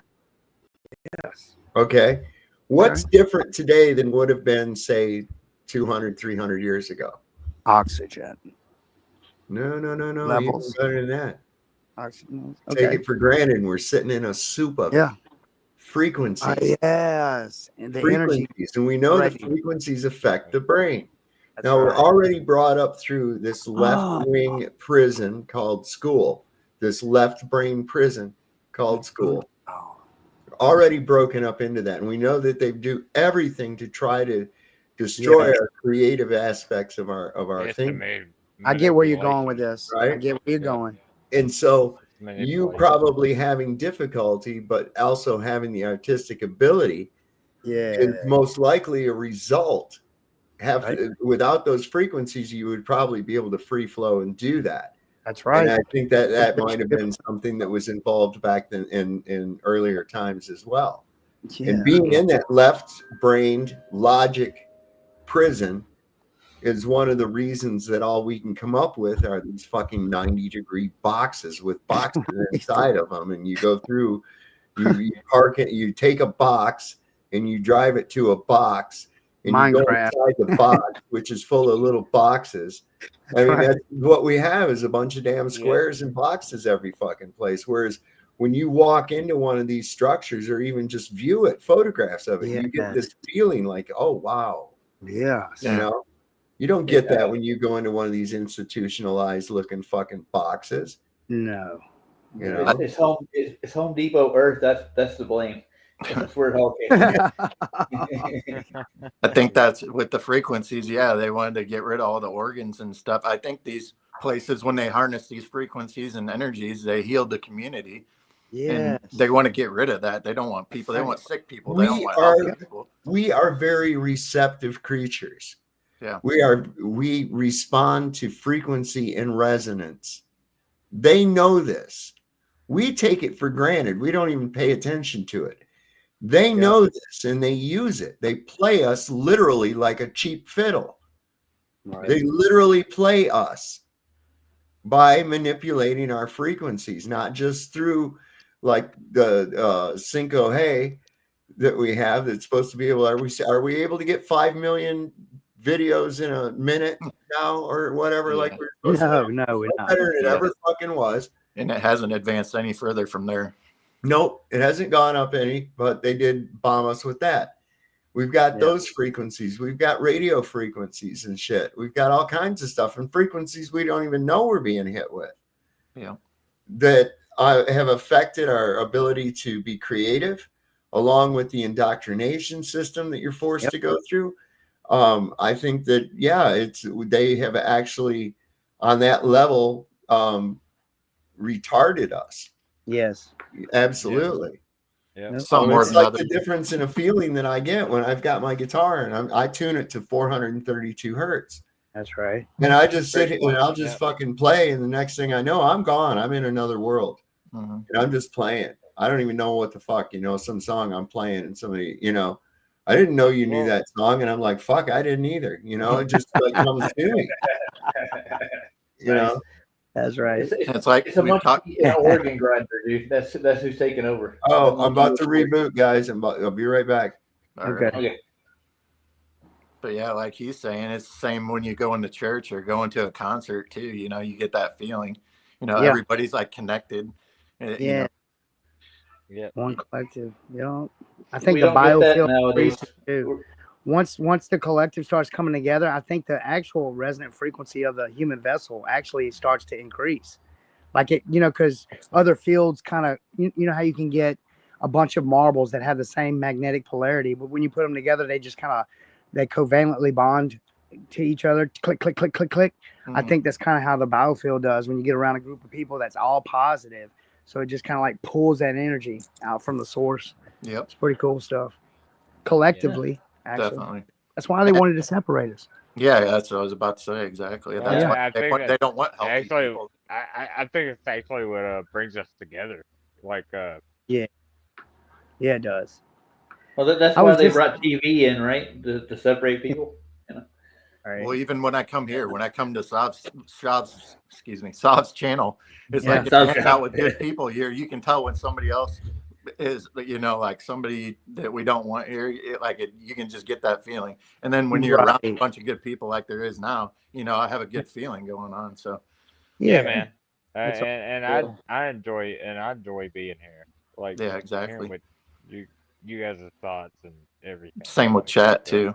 You know, it's good stuff. Good stuff. Yeah, it's a growing experience, man. Yeah, shout out to everybody in the chat. Man, I love all you guys. I just well, I come here to learn. That's like my main priority when I come here too. It's like there's so many good people. You can get so many good resources just in the chat, let alone information you get. The thing is I feel like I can be comfortable to disagree. And definitely. And come in. Yoda's back. Hold on.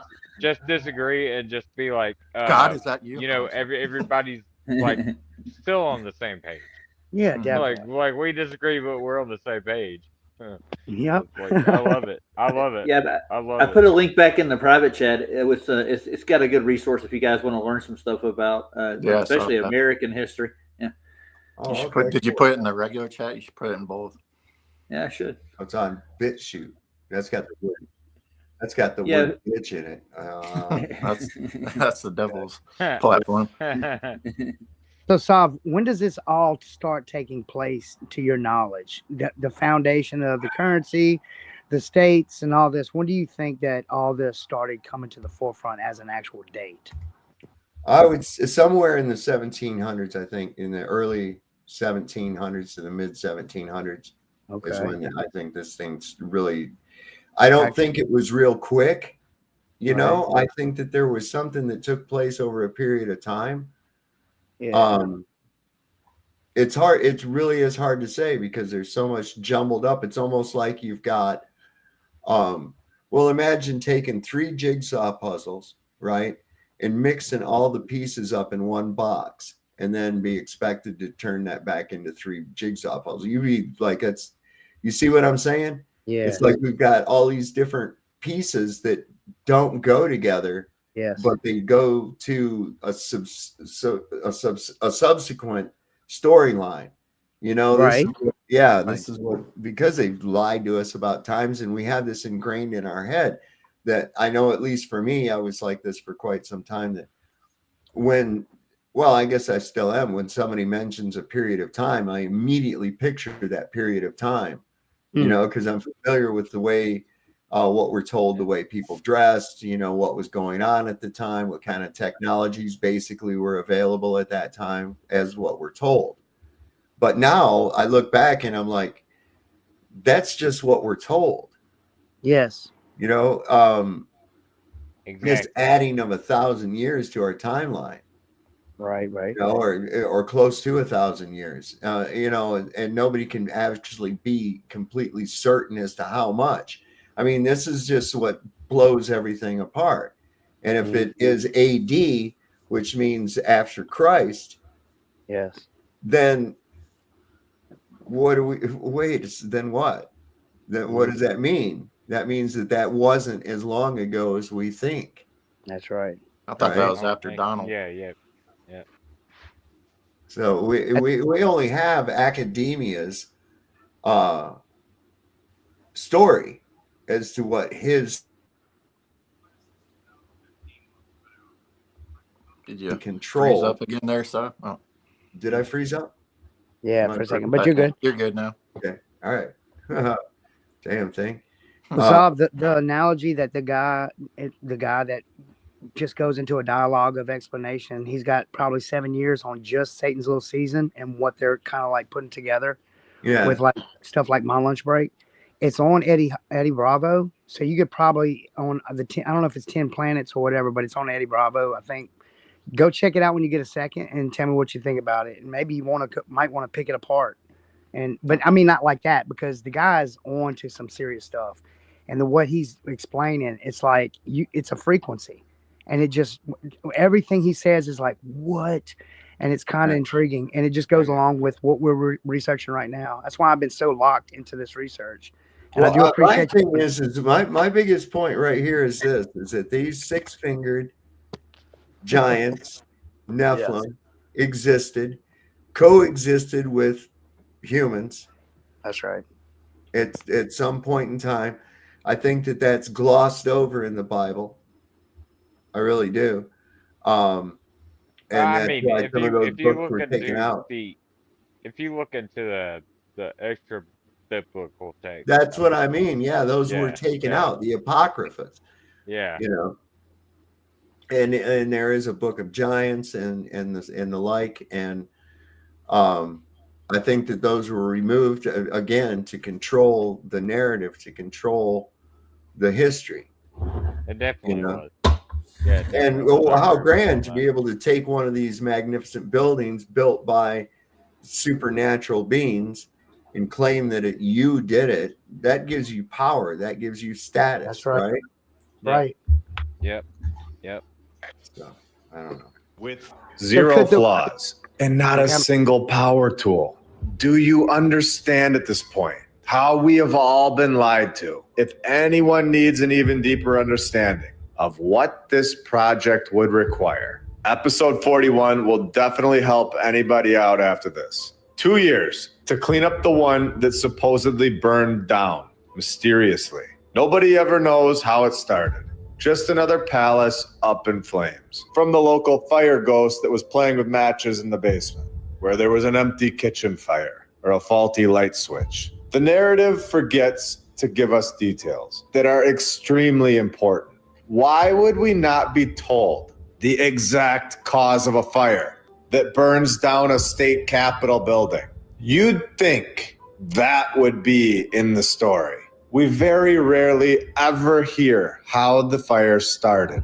Yet there was so many fires, supposedly. So 2 years, clean up the first one and knock out the second one. And the second one is no shed. It is a 3-story Romanesque masonry building built on the exact same site as the first Capitol building, where I do believe that these buildings that they show in the photos, these buildings, they did exist. They were here. I just don't believe that they were actually the state capitol buildings. I think they were also located in different areas of the city. And to get rid of them, they throw them into the narrative, exactly how you've seen today.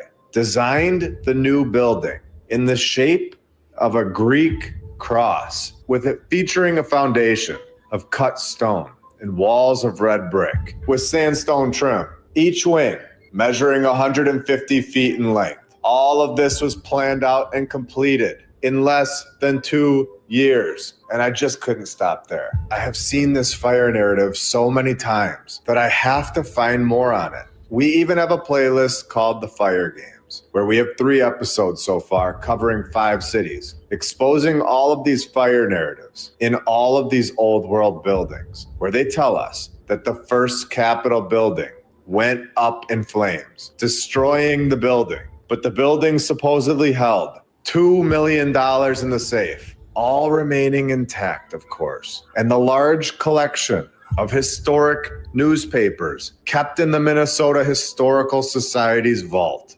also survived. No issues, of course, there. Fire burns a building down, but the newspapers are just fine. Very believable. And the estimated losses were only $2,000. Yet the state's library, of course, suffered the greatest loss. The fire consumed more than 11,000 of their 12,580 books. Almost all of them gone. So all the books are burned, but the newspapers are fine, and the building's gone. So we can now see another thing that was gone in the old world building. All of the old world books. Are you seeing clearer and clearer by the episode? With many rare volumes. So we have a very picky fire and only wanted to destroy rare books and the old world building. When it goes on to say the cause of the fire sparked much speculation.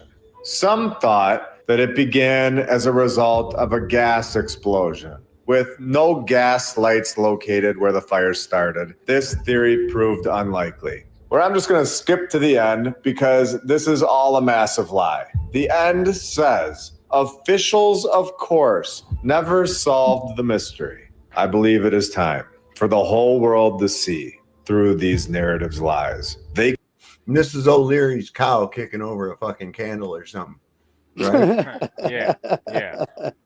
Oh, wow. That's what they say caused the Chicago fire. Right. Yeah, And her place was her place was one of the few that wasn't burned up. My goodness. So yeah, fire insurance stuff. That's what it was. And what happened? Where's Mr. O'Leary? How come it wasn't his fucking cow? Yeah. I think he used his wife as a patsy. So did the Masons name Free come from the Freemason? Freemasonry? Yeah. Well, they found it. I do. I think they found it. They and they is that how that thing came about? Why we have that's why we have Founders Days and but I mean, I'm saying, is that how the actual name came about? I wonder. You get me? So the Freemason found dead. Yes, found dead. They found Freemasonry and they claimed it. That's right. Yeah. Have any of you guys ever looked into the Chrysler Building? Oh, in Manhattan.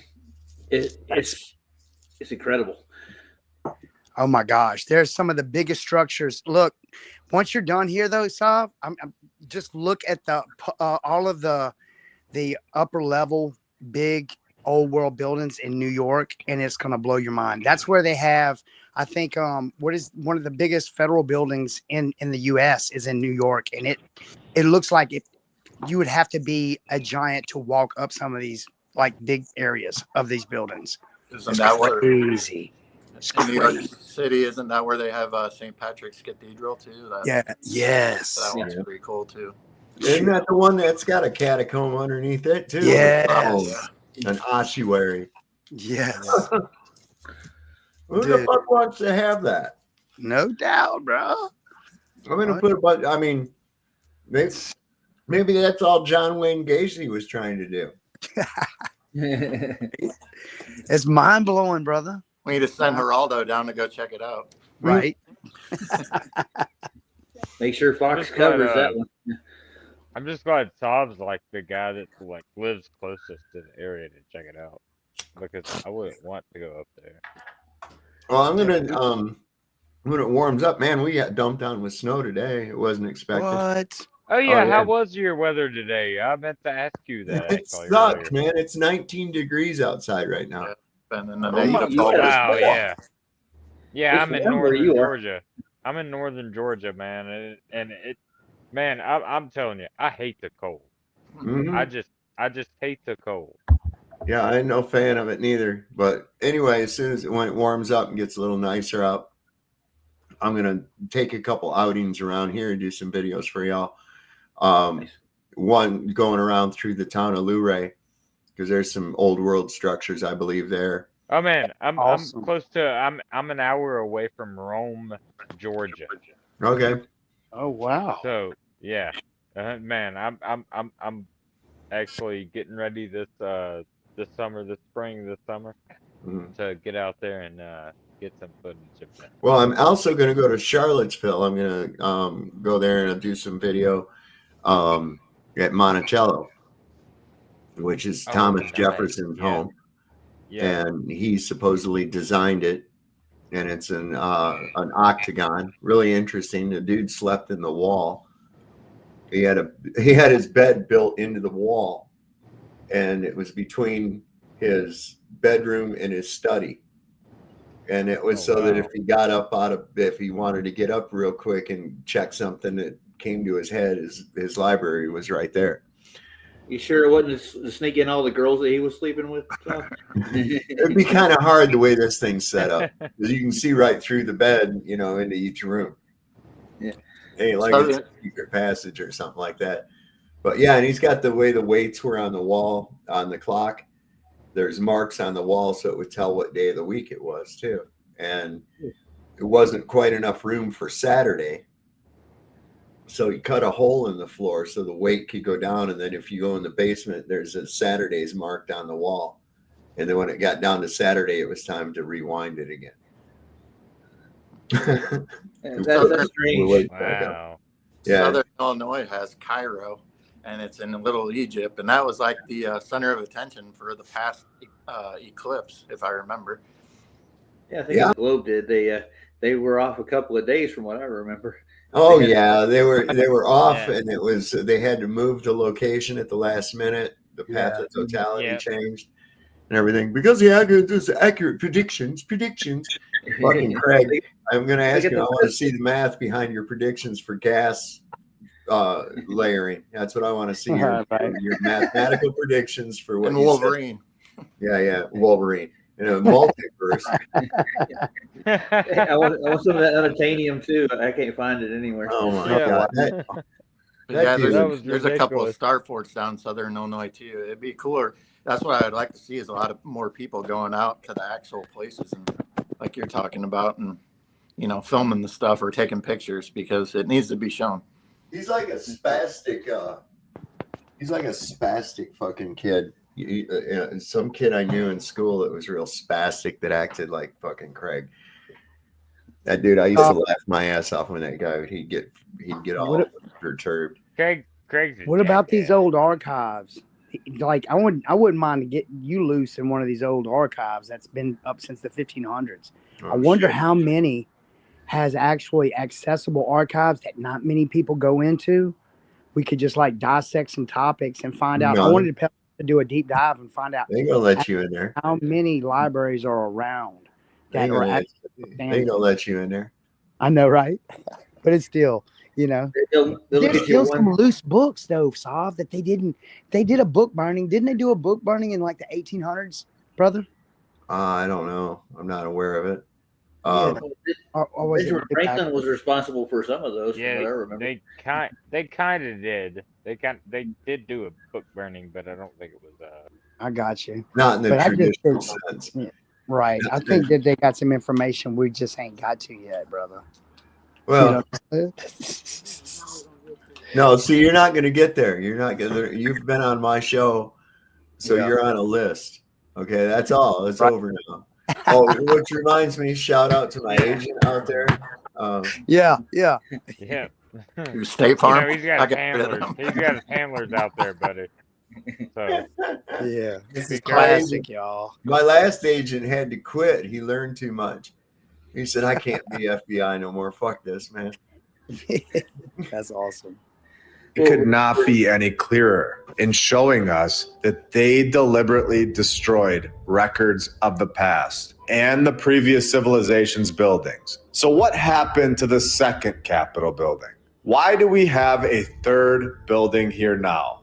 Well, to prove my point that these buildings did exist, just not for the purpose that we are told. Shortly after it opened, the building supposedly became overcrowded because they were horrible at planning. And they tell us there was a lack of adequate fireproofing. Completed in 1893 and knock it down in 1937. Another old world building gone.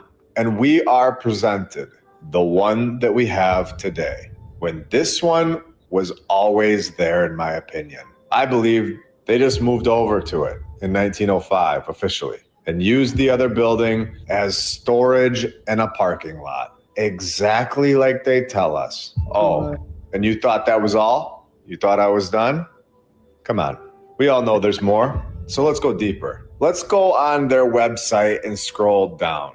It's time for everybody in the world to understand how deep this lie goes. How you sat in those classrooms for years as a child and were knowingly told massive lies every single day. How your family sits in those same classrooms today when they told us about the fire in 1881, but left out something massive. So I went and found it during repairs, where we know what happened on April 16th during repairs in Denmark. We have seen how restoration 100% means destruction.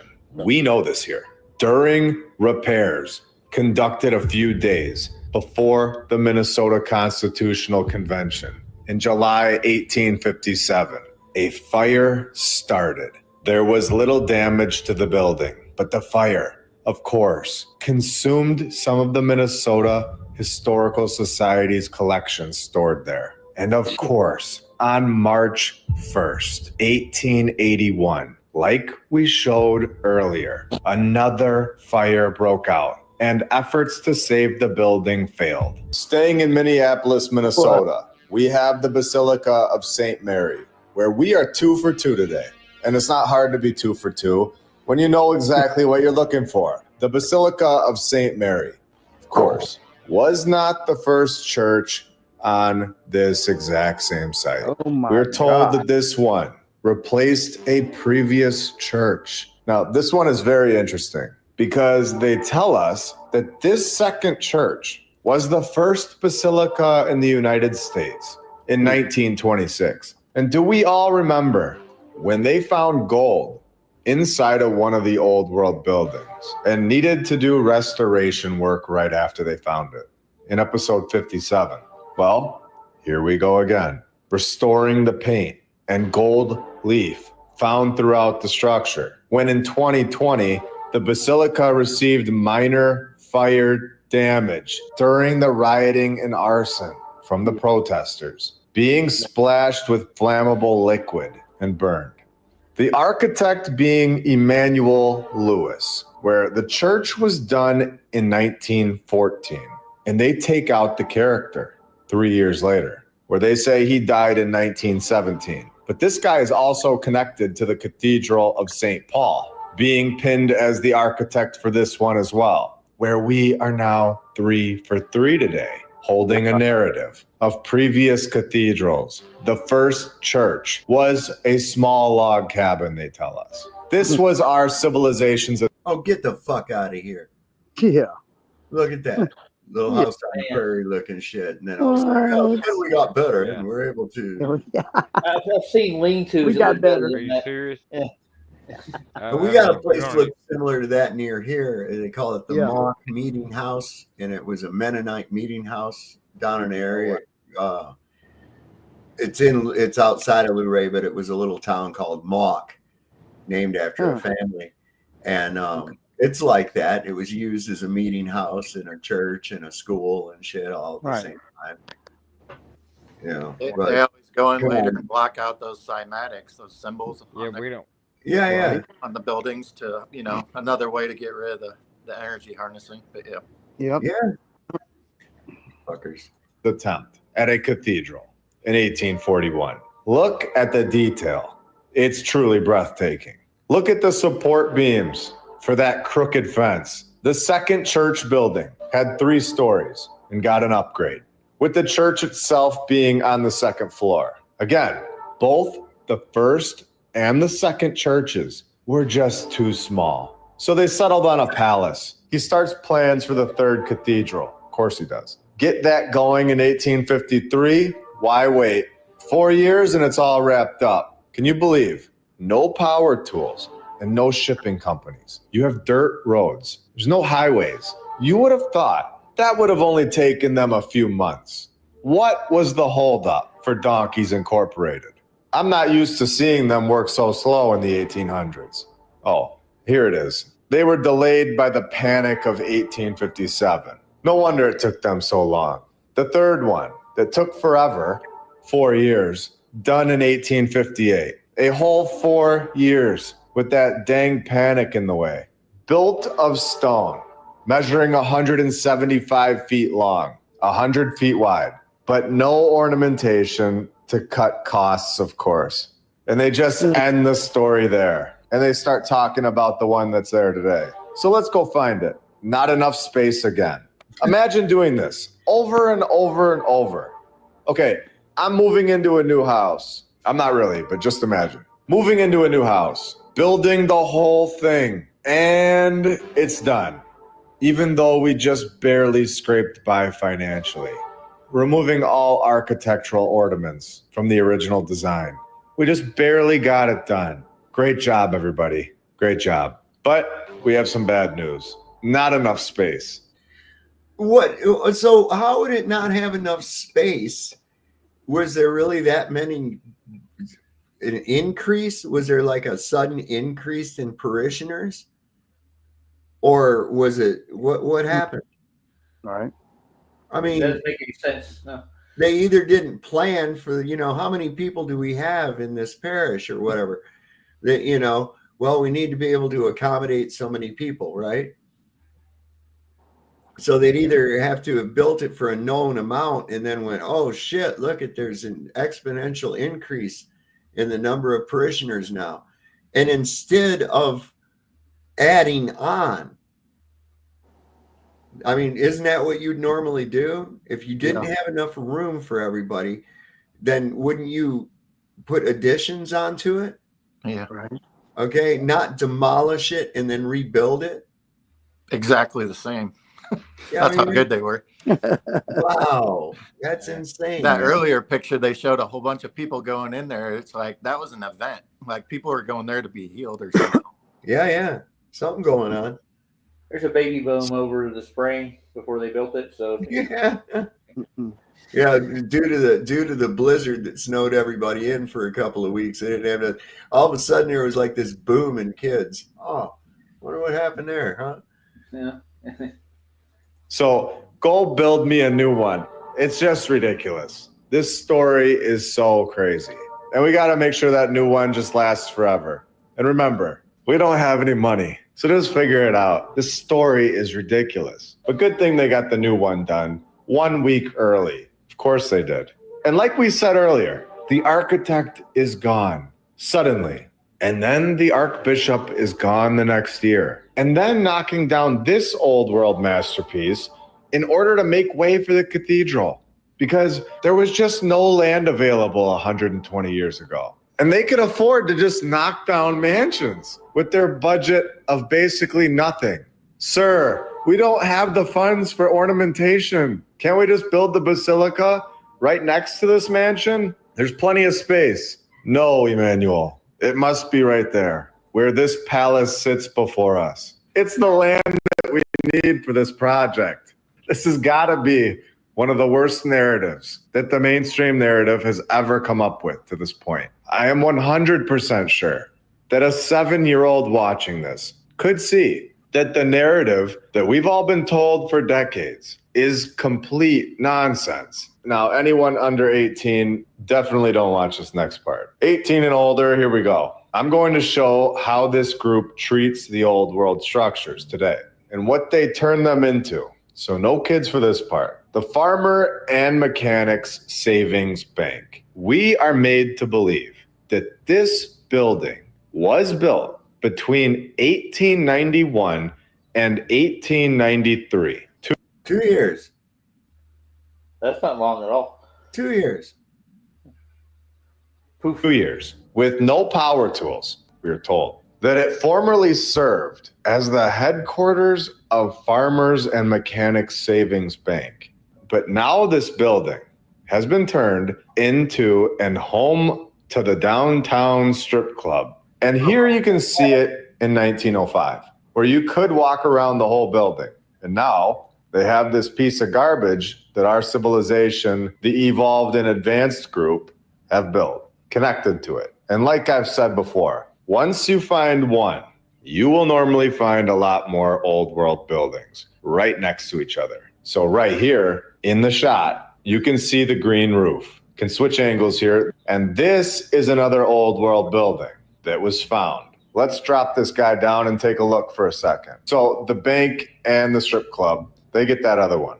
And then the courthouse and the city hall get this one. It's very interesting, where they just can't help themselves. We are told yet again today, all in the same area, that this building replaced an earlier city hall. So who are they kidding at this point? And not only did it replace an earlier city hall, but they also tell us that it replaced an earlier courthouse. This is amazing. Having the world's largest 4-face chiming clock. So this is not your average project. 24-foot clocks, a 345-foot tower built on rose granite. And they've already got their hands on it, of course, changing its original roof and saying it was leaking, switching it to copper, and restoration of certain historic spaces has been completed. And just for fun, I want to see what's in the backyard. It is cool to see the old world sitting right in the middle of where we live today. You can clearly see the difference between the old world's work and our basic box style today. The old world is worldwide. It's in every single one of our cities, all over the world, with more and more of us seeing this now, and no longer just walking past them with a blind eye. We are all coming together, seeing through the nonsense and never turning back. Because as we always say, and it is so true, once you know the truth, once you see the lies that we have been force-fed since day one, you will never go back. I believe that I have found possibly the clearest proof that these buildings are much older than we are told, and clearly built by a much more advanced civilization that was here before our current timeline that we aren't being told about. We have the Pancharatna Govinda temple, where the trees, the grass, the weeds, the rest of it are totally overgrowing and covering the structure, which would take decades of zero maintenance, which would also mean that in order for this story to be true, the one that they're telling us, they would have had to build the building and then left it immediately after without it even ever being used. So when I tell you the mainstream story, remember this. This photo was taken in the 1800s by James Ferguson. This is the Pancharatna temple. And when we take a look at the mainstream narrative, it's going to prove that they have no idea how to explain this one. A massive, perfect temple located in Pattaya, India. And today I want to show you just how horrible the mainstream historians are at their job. They tell us that the palace is reported to have been built at some point between 1823 and 1895. At some point. That's a hell of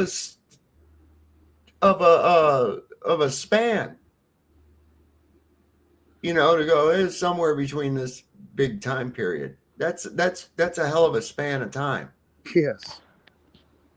But they have no idea. But when we go back to episode 50 and read the narrative about this arch, they knew all about the history and told us that it was constructed in the second half, not the first half, the second half of the 3rd century BC, because they, of course, know all about the negative 300s, but have zero idea what's going on between 1823 and 1895. Can you see how insane this is? They can't have both. Either you know what's going on or you don't. So it's reported to have been built. Reported by who? Did it get reported by Ron Burgundy? Who is the reporter, for one? And for two, their report is pretty terrible, giving us a 72-year gap. And on top of all of this, the photo has the number 73 written on it, which of course could mean anything and could be wrong, but let's pretend it's the year 1873, since remember, James Ferguson, the man who actually took this photo, died in 1886. This would make sense. This would mean that the mainstream history is completely wrong, and there is no way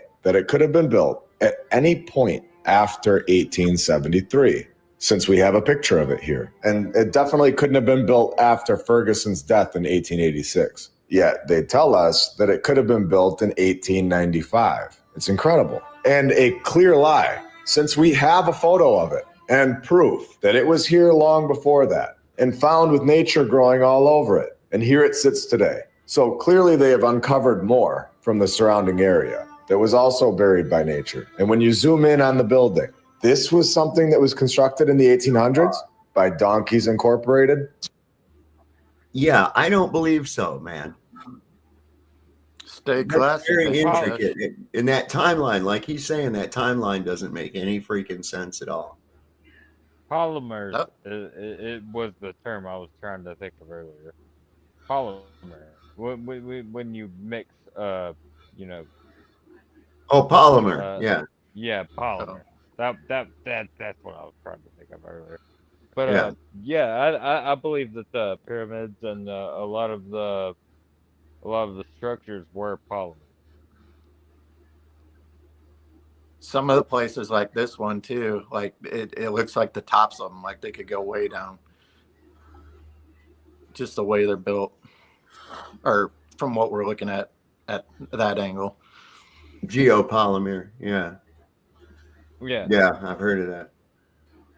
So I wonder if this is the way that a lot of these old world buildings were found, with trees and grass all over them, but we just never had a photo of it. And this gets even more interesting. When we take a look at this place from the sky, this was not a random building sometime in 1800. And I want to make that point very clear. We have a water system that has 90-degree angles surrounding this building. Not only that, but there are multiple temples. It honestly looks like a fortress. So we have these other structures within this area, with this one being the biggest of them all. And we have some damage done to the side here, which I wonder if it depicted something before they destroyed it that they did not want us to see. Now I'm going to drop this view down on Google Earth and show you the detail of this place, and show you that this is obviously not from the last 200 years. We have seen so many buildings from the USA that were supposedly built in the last 200 years, or even in our last episode when we showed the Windsor Castle, which was built 1,000 years ago, supposedly, which is in perfect shape.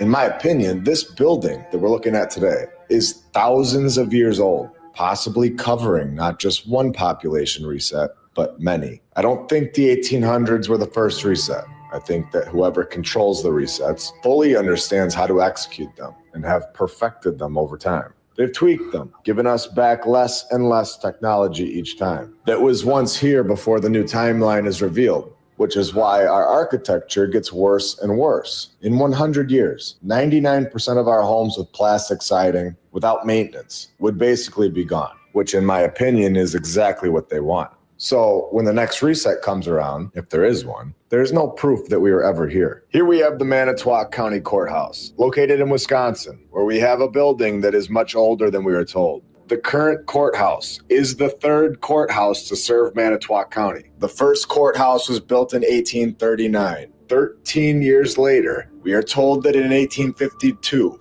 this one burned down in a fire. Of course it did. Because 99% of the old world buildings, as we know, hold a fire story. The fire story is the nod to the hidden group, in my opinion, that this building is from the previous civilization. And we did not construct this building in our current timeline. In my opinion, this is the only courthouse that has ever been here. Yet they tell us the second courthouse was all done and wrapped up in 1857 on the same site as the present courthouse. Of course it was. This is the same courthouse. In just 48 years, we are told that this one was outdated and needed to be replaced because in the 1800s, they could be picky and build a new building whenever they wanted. A time before the power tool, they could just knock buildings down and replace them very easily. Oh wait, no, they didn't knock the second one down? The second courthouse was moved a block to the south. So now they're just moving buildings around. After going through the trouble of moving this brand new courthouse that was supposedly too old, they demolish it to make way for a jail and a sheriff's department. This is incredible.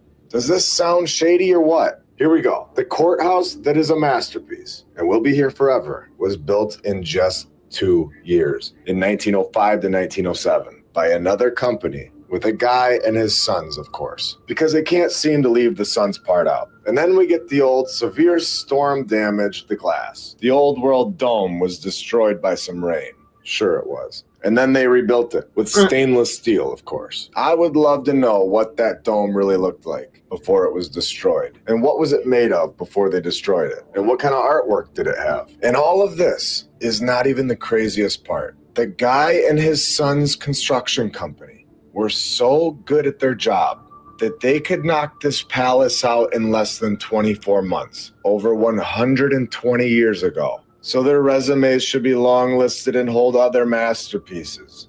Right? Wait, no? What is this? George Rickman and Sons Construction Company only constructed 2 buildings in their entire existence, and both of them in the year 1906. So not only were they knocking out 2 palaces, so they say, but they were also doing it at the exact same time, and then never built anything ever again. How is that believable at all? Over 120 years ago? Well, it isn't.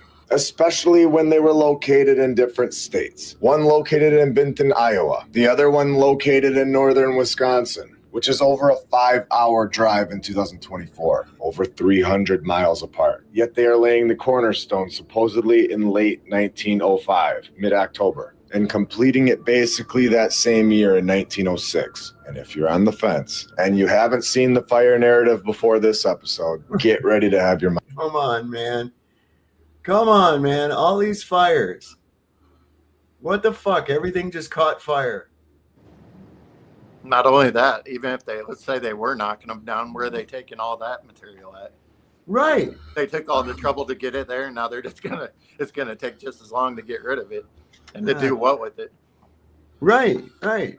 Did they reuse any of it? That's another question, you know? No, they built the exact same building. But yeah, I just stupid shit. Mind blown. We already know that the Manitowoc County Courthouse holds the fire narrative and was supposedly built by the same people in the same year. The Benton County Courthouse, the first courthouse, where the county officers occupied 2 rooms. In the supposed unfinished second floor, before the building was destroyed by a fire the following year. Now, the third courthouse was built in December of 1856. The second and third courthouses were built on the same location as the present courthouse, the fourth courthouse on this site. At which point can we all agree that the mainstream narrative of our supposed history is a complete lie? It is the exact same story over and over and over, all over the world, where we get multiple courthouses on the same exact site, and they all light up in fire somehow. And they all have the same architect and his sons, with 0 details ever given to us on the actual construction process. And then you go look at the finished product, and it's a masterpiece, something that will last forever, and something that we don't recreate today, and something that was supposedly built in 1 year or less, when we know that even in 2024, this would be impossible. And we have never seen this happen. And we have so many more resources than they did, supposedly. And then whenever we're told that they're going to go renovate one of these buildings, the renovation process takes multiple years and an incredible amount of manpower. And it only took the 1800s and early 1900s people 1 year or less. It doesn't make any logical sense when you really think about it. The Benton County Courthouse never had 3 previous courthouses, in my opinion. This is the only courthouse, and these stories are just that. They're stories. They're not true.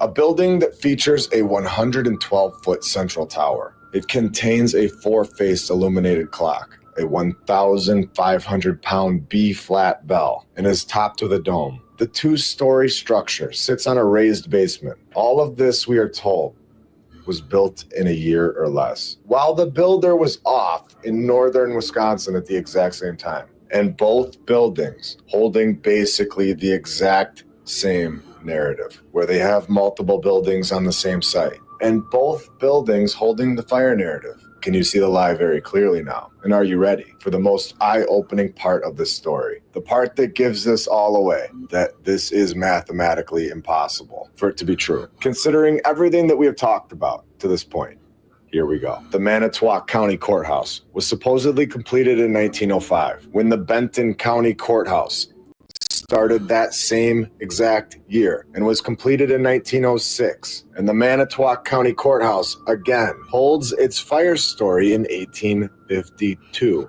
What are the odds that the Benton County Courthouse stood unfinished until the exact same year of 1852, when the county officers occupied 2 rooms in the unfinished building, when it was destroyed by a fire the following year. The fire narrative is the key and the nod that these buildings were built by the previous civilization. When you know what you're looking for, it becomes extremely clear that the narrative is a lie. And these buildings have a hidden past that we are not being told about. Both fires happening a year apart, having the same builder characters with suns attached to the name, having the same year of construction. Both narratives having multiple courthouses located on the exact same site, located over 300 miles apart, built with perfection, and both lasting forever. And we all remember that George Rickman and his sons only built 2 buildings in their entire existence, which would never hold up in court, since it wasn't like they were out there building 7-Elevens. They built 2 massive palaces with perfection and fast. They would be the most sought after construction company in the world today, based on what they did. And they did it all with 0 formal training, which was standard back in the 1800s, according to the mainstream historians. So 2 buildings for them, both in the exact same year, totally believable, no. And then we have the supposed architect, Bell and Detweiler, where you will all enjoy to hear that Bell and Detweiler also only constructed 2 buildings in their entire existence. Also in the exact same year. And both buildings just happen to be palaces that last forever. How can this be possible? You would think that these 2 would team up for a few more projects, just for old time's sake. And maybe build some houses for some people. Maybe a local business would be interested in hiring them. No, it never happened again. Just 2 massive buildings in the exact same year. And then they both call it a career. If I'm being totally honest, this isn't even close to possible. This is honestly incredible that this is what we've been told. And this is the explanation for these buildings. How have we all just allowed this for so long? Could you imagine today that Bell and Sons, with 0 backstory, both knocking out these courthouses and state capitol buildings in the exact same year? One in Iowa, the other one in South Dakota, and 0 information on their training processes. Every architect will tell you, and every engineer will tell you, that this is impossible. Where are the materials coming from? How many men did they have working on the project? Were the workers also trained somewhere? Or were they just local prisoners, like we've been told so many times? And then after all of this, they get these buildings done with... There's that mud road going to it, see? Even with this thing in the early 1900s, with this old car, that's not a paved road. It's still going to cause ruts and rain, and you had to straighten them roads out all the time, man. With perfection. And nobody ever hires them again. With nothing on their resume. They were hired for 2 palaces in the exact same year. It just isn't logical. And both the architect and the construction company definitely would have built something else after these 2 incredible buildings. All right, so here we have the Saints Peter and Paul Church, with a location that you would think that they might want to change, since it is a church located at 666 Filbert Street, San Francisco, California. I mean, what is going on here? When I saw this, I couldn't believe my eyes. This is the address that they give a church? Really? So not only is the address bizarre, so is the history, where we're told that this is the 2nd church on this site. The first one being built in 1884 and was destroyed by an earthquake 22 years later. So the next one was built on the same site of 666 Filbert Street. Look at that shit. It's insane. And of course, when you dig deeper, you get more than just an earthquake. You get the fire narrative and the nod that this building is from the old world, where the church succumbed to the destructive forces of the 1906 earthquake and subsequent fire, leading to them demolishing it. How long did it take to construct the first one? Who was the architect? The construction company? How many men did it take to build the first one? Because this is the first church that is here today. This is the only church that's ever been on this site of 666 Filbert Street, San Francisco. And we know that now. And we also know that they want to destroy these buildings and have for a very long time, because these buildings give it all away, that the narrative isn't logical. This supposed second church, which we know is the first church, but the second one, we are told, was completed in 1924. 2 years later, in 1926 and 1927, St. Peter's and Paul Church was bombed 4 times. What were they bombing and destroying inside and on the outside of this church that they didn't want us to see? Dates? Artwork of the old world? The bombs were always placed at night, and no one was ever around to see what was going on. Bombs would go off every few months. And for the clear giveaway, and to end this episode properly, that this, in my opinion, was a planned operation. Another bomb went off inside the church, January 1927. Though there was a police officer monitoring the church, he was unable to catch the bomber.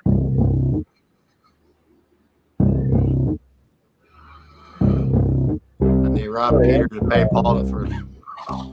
That's the My Lunch Break channel. He's on everything.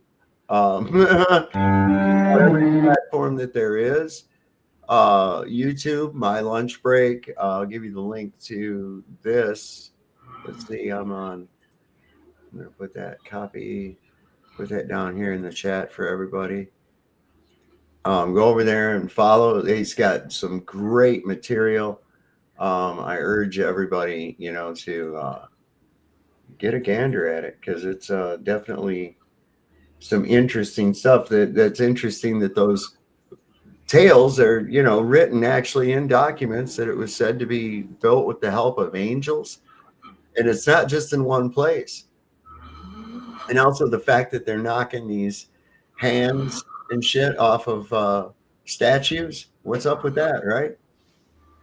I mean, why would they want to do that? And I think it's because they depicted 6 fingers. Wake up, Roger.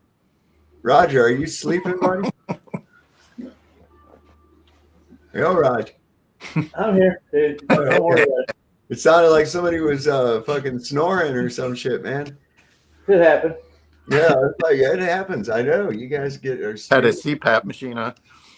Oh yeah, CPAP machine.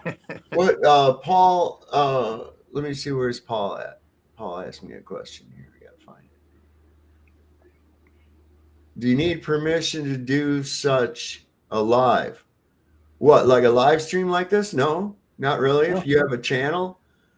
And I'm not sure. Do you have to have a certain number of subscribers? I don't think so. No, I just think you have to have a platform to do it. Or just if you have a YouTube channel and or a Rumble channel or whatever, you can go over. You can just go to StreamYard.com. There's a link to StreamYard to go over and talk. Where you sign up and stuff for it. You can do a free account or pay them money, and you get some more bells and whistles and stuff with it. But you can set that up and then set up your lives from there. It's pretty simple. I like to use it better than an OSB or OBS or whatever the fuck it is. OSB is plywood. That's right. OBS. That'll work too long. Yeah, right. So I don't know. It's just a lot simpler. It's an easy interface. There's not a whole lot to have to fuck around with. And, like you can add things, like I've got like little funny shit I can add, like I can put that up on the screen or whatever. This little guy here's Will Duffy, and, but like I've got little clips like this thing, just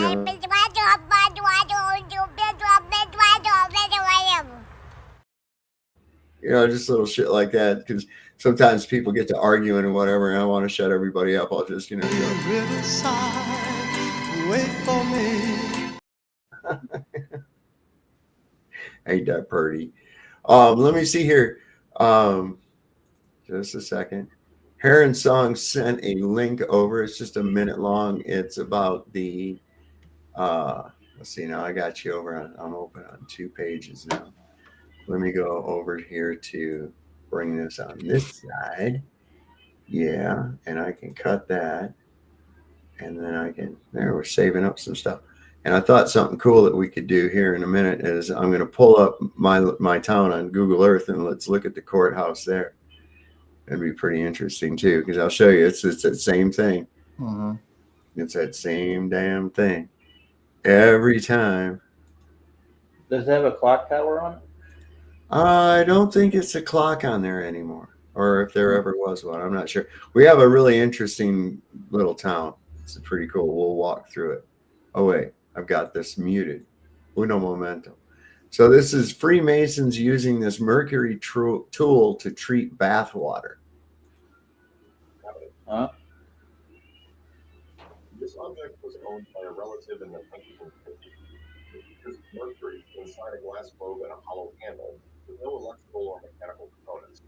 The relative was a chemist and allegedly a high-ranking Freemason, which might be either irrelevant or explain its purpose. Does anyone know what this could be? Let me rewind this because the volume's really bad on this. Evidence. This object was owned by a relative in the 1950s. It features mercury inside a glass globe and a hollow handle with no electrical or mechanical components. The relative was a chemist, allegedly a high-ranking Freemason, which might be either irrelevant or explain its purpose. Does anyone know what this could be? The object you found appears to be a scale boy, a device invented by Richard Hadley Smith Abbott in Bendigo, Victoria after World War I. The scale boy consists of a glass globe containing a small amount of mercury enclosed in a wire frame attached to an electroplated handle. While it was marketed as a solution to prevent scale or calcification buildup inside water vessels or boilers, the device is now generally regarded as a piece of scientific quackery. The device functioned by agitating the mercury-filled glass globes in water, which was claimed to soften the water or prevent scale formation. A version of the scale boy featured 4 evacuated glass bulbs containing mercury, mounted in a metal frame with rubber stops, and a wooden handle resembling a whisk. Users were instructed to manually agitate the device in water, with some reportedly using it for extended periods to prepare bath water. The scale boy was manufactured in both the United States and Australia, with marketing targeting domestic and laboratory applications. Despite its scientific-sounding claims, no credible evidence supports its effectiveness. It remains a curious example of early 20th century pseudoscience. What is this metal object? It's an old world bong. Yeah, that's what it is. It was a crack pipe. It's a World War I crack pipe from Moldavia or some shit. Let me see what I had here. Looks like it agitate more than water for some reason. There was something I was going to bring up. Oh, yeah, I remember. Hang on a second. I remember now. I gotta get this fired up. Hold on. Use that to sanitize Brenda's bathwater. Oh man, no, no! You had to mention her. You had to mention her. Yeah, you brought her up. Oh man, no. Okay. Yeah, he hasn't tried to come over here in a while, has he? He's gone. He's banned. That's right. Demon be gone. He tried to get it in mind. Let him sit backstage forever. That was right after McToon made a video of me. Oh no! What'd he say? Been cursed. Oh, he's making fun of the expedition at Antarctica. Why is he making fun of it? What's his fucking problem? I don't know, dude. What a dick. I went on it. Yeah, he's a nice guy. I like him. All right, let me put in. I think we can do street walk now. All right. That's as close as we'll get to a globe ever, isn't it? Yep. Let's go there. Boom, boom, boom, boom, boom. There we go. Google flat Earth. Oh. Google Pro is flat, by the way. You get a hold of that.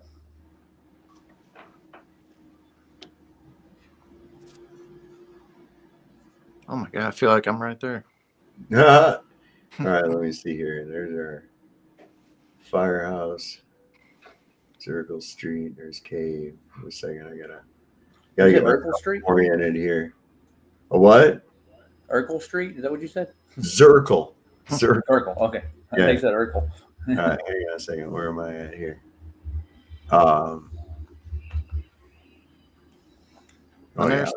There's page 1. That's Main Street. Then, okay, right down in here. There's where you start seeing these old world buildings, man. And I think Is that Court Street? No, that's way back over here. Okay, hang on a second. That's the main intersection right there. All right.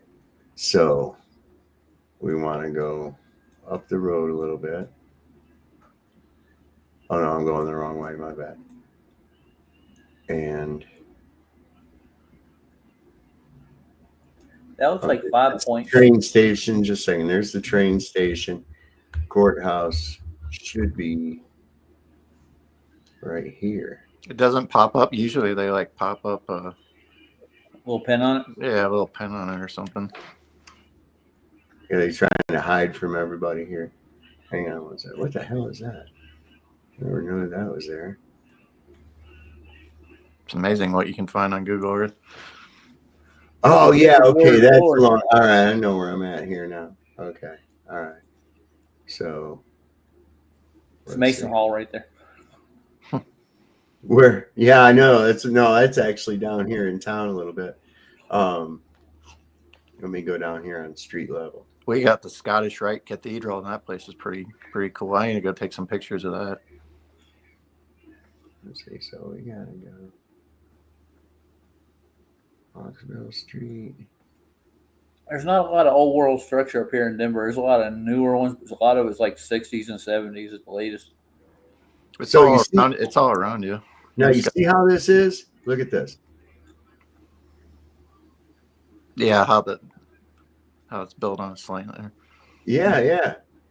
Now this place right here is old as hell. These right here are older than hell. Now this one right up here, this gray one, they've got the side off of here. They're doing some work, and there's like old rough-hewn timbers underneath that. So let's see. We're going to go down here to the courthouse, which should be right here. So you're going to let us go forward? Is that Traveler? No. No. Yours is different color, I think, right?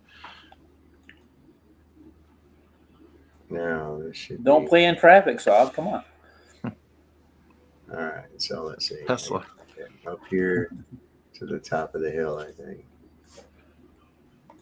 The building you're talking about that got the face shop of it. It reminds me of our town's old butcher's shop.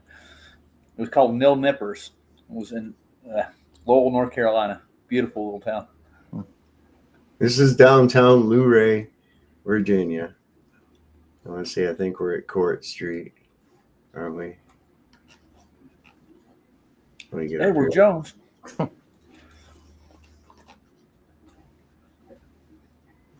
Oh, one more. Whole damn town's built on a hill. So. Yeah, it's a lot of hills here, man. A lot of hills. Hang on. You can see how these are like there's places where these buildings are missing. You'll see empty lots on the left and right where these were actually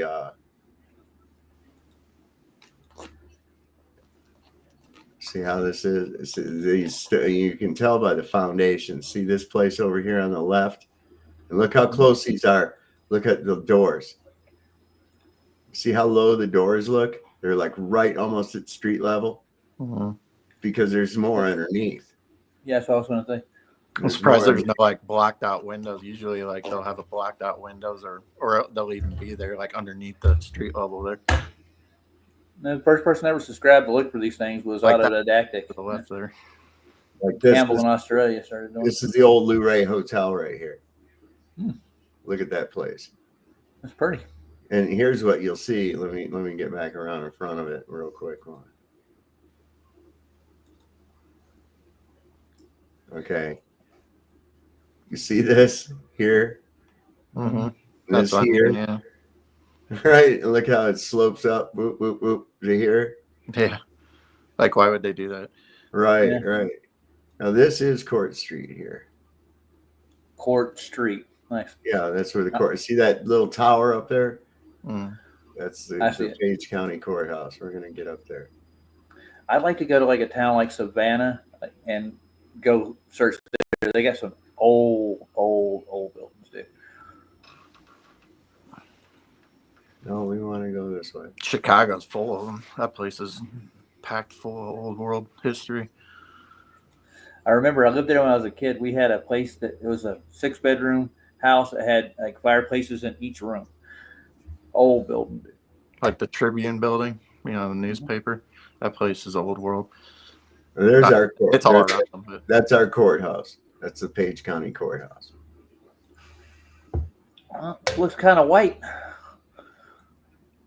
Yeah. It's got a monument out front. Yeah, that's all the Page County veterans. Nice. From all the different wars and whatnot. Yeah, it's a like. What are those doors out right there ahead? Or what's that? Well, look at those doors that are down like by the sidewalk. Like, what are those? Right. They look kind of sawed off in themselves. Now the interesting thing is there's some really cool houses down this road right here that conform to the time periods we're looking at too.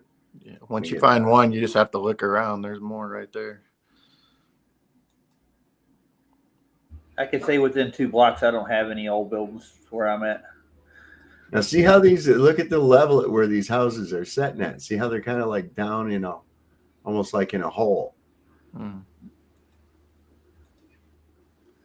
There's a place up here that's got columns. It was moved to this location. Let me leave Street View here for a second and pull myself back up. Well, you got the Devil Airport out there in Denver. All right, let's see. We have a NASA building down the block from me, though. That'd be interesting to go film. It's called the Miramar Corporation. It's shaped like a giant satellite dish made out of glass. I'll show you a picture of it. Oh, wait a second. Where are we at here? Oh, yeah. Okay. That's 211 there. Now, this right here, see, this is that Mimsland Inn. Some of you may have seen. That's where I was supposed to meet Nick. Yeah. That was where I was supposed to meet Nick so he could come pound my ass. He was going to the fight of the century. They don't have a 3D. They don't have a 3D representation of that. That sucks. There's probably a reason for that. Yeah, there's a spiral staircase. It's really a neat place, man. Oh, that sucks. Well, we got to exit ground view then. I guess you have to be on one of the streets. Oh, maybe if I go there. Okay, wait a second. That just proves it matters. Here. Does that give me? Got a question for you. You ever pay to get your ass kicked and go pick the person up and kick your ass? Yeah, I know, right? Come on, man. He was wanting to go find out. This was built in like 1933. This place was. 33? 1933. Eleanor Roosevelt used to come here. Yeah. I'll show you the Maroc Maxar Tech building. I'll share it with you. Here it is down there. If you want to show it, that's what it looks like. Yeah. I'll leave it up for you. All right, let me get down here to the bridge. I'm going to show you an old block house. I haven't heard that term in a while. Across the river from me in Iowa too, there's Davenport, Iowa. There's all kinds of old world history. Somebody did I don't know, maybe like a 30-minute YouTube video on it. It's pretty interesting, and I like to go over there and take some pictures. Everything, like even like the bank, the First National Bank there. That's definitely old world. It's just I wonder if I might get somebody come out and say, hey, you can't be taking pictures. What are you going to rob this place? That picture's not showing up on the screen. That's crazy. Yeah, weird. Wow. Well, they don't want you to look at the damn thing, dude. I don't know. Let's see. Yeah, this is a site. This was an Indian massacre happened here. Huh. Right here at this place. I wonder if it'll let me do a street view. Like mounds or stuff there. Whose mansion's next door to all that? You see that driveway? Yeah, I know. Ain't that nice? That's a really nice place, man. Let me see what that. I don't think it'll let me bring. There's 2 pictures. It's private property. Probably some representative of the state. Mm-hmm. Yeah, I don't know who owns it, but I know if you go down this street right here, there's some interesting shit too. You get down. What's the river over there? Yeah, that's the Shenandoah River. Oh, okay. Yeah, right up in here. There's some really interesting, like these ruins that you run across. Let's see, they're like right along the river. We found them. Let me see here. Because you can only go so far, and then they say it's, wow, I can't find them. Where are they at? Is this it? There's something right there, like a structure or something. Yeah. Well, see, there was an Indian massacre. That's the only ones that lived was this little girl and a baby. She picked up the baby and went up in a tree and hid with the baby while the Indians just wiped everybody out. And then she was like in a catatonic state, and she wandered downstream, or upstream rather, and found she was several miles away when she was found with this kid, and she told what had happened. And there's here's Kaufman's Mill right here. So you can't get no street views on any of this shit here.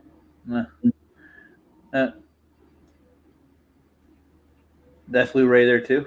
This right here is downtown Luray. Okay. Right here. And this is was that mill like a sawmill, or what is that? What, right here? No, that mill you were just talking about. Oh, no, it's probably a granary. Oh, okay. Usually those buildings are usually old world too. Let's see, where's sometimes. Let me see. There's Rancho Viejo. If I go down, not Tannery Road and Chop House Road. Oh no, wait, that's downtown. Where's 340? Here we go. And yeah, this is really cool place. Willow Grove Mill. Looks like you got a picture there. The actual old mill is like right. Am I in the right place? That's Stony Man. Let me see, where's the old mill? Because people like to, Willow Grove Mill. You've probably seen paintings of this place. If I could, that doesn't pull up a picture, does it? Not at all. It sucks. Type in the search box the name of the place. Sometimes it'll give you a street view of it. Yeah. I'm going to try to drag my guy down. See if I can get down here. Get you a street view. There you go. Okay. Yeah. Here we go. Let's walk down this road. You're going sideways. Yeah, no, you're getting into the woods, dude. Yeah, you can't really see. Let's see. We'll go back a little bit. Got to straighten them out. Yeah, it's down just around this corner right there, but it's very famous, and a lot of people have taken pictures of it and whatnot. Yeah, it's my little area of the woods where I live at. Take a look at the Merrick's building. Yeah, I got it shared if you want to show it to them. It's weird. NASA built a nice little building. If you want to take a look at it. Yeah, this thing's got a metal roof on it now, but they've got the old millstone out there. They used to grind stuff there. From what I understand, not far from this area, there were 2 slaves that killed their overseer with the shovels, and then they ended up hanging them not far from here. This was way back in the day. Is Pappy O'Daniel out there at the mill? Yeah, somebody like that. Yeah. Well, yeah, it's you can see it's not a huge place. You get up kind of high, you don't see a whole lot. That's it right there. And then of course that's what I was trying to look for when you had it zoomed out a little bit. Sometimes you can see like, you know how like you can see star forts and stuff or something built over, but I didn't really see much. Yeah. That's 340. Where's 211? Hold on a second. I went the wrong way. Is they going east to west? I gotta know. I'm upside down. That's why. Let me move my north. Spider-Man. There you go. I can see. There we go. Then you get over here over the mountain. See, this is really cool. You go over the New Market Gap, and then this is one of the closest major battlefields to me. Right here up in this area. This is the New Market battlefield. And what are those mound looking? Right up in here.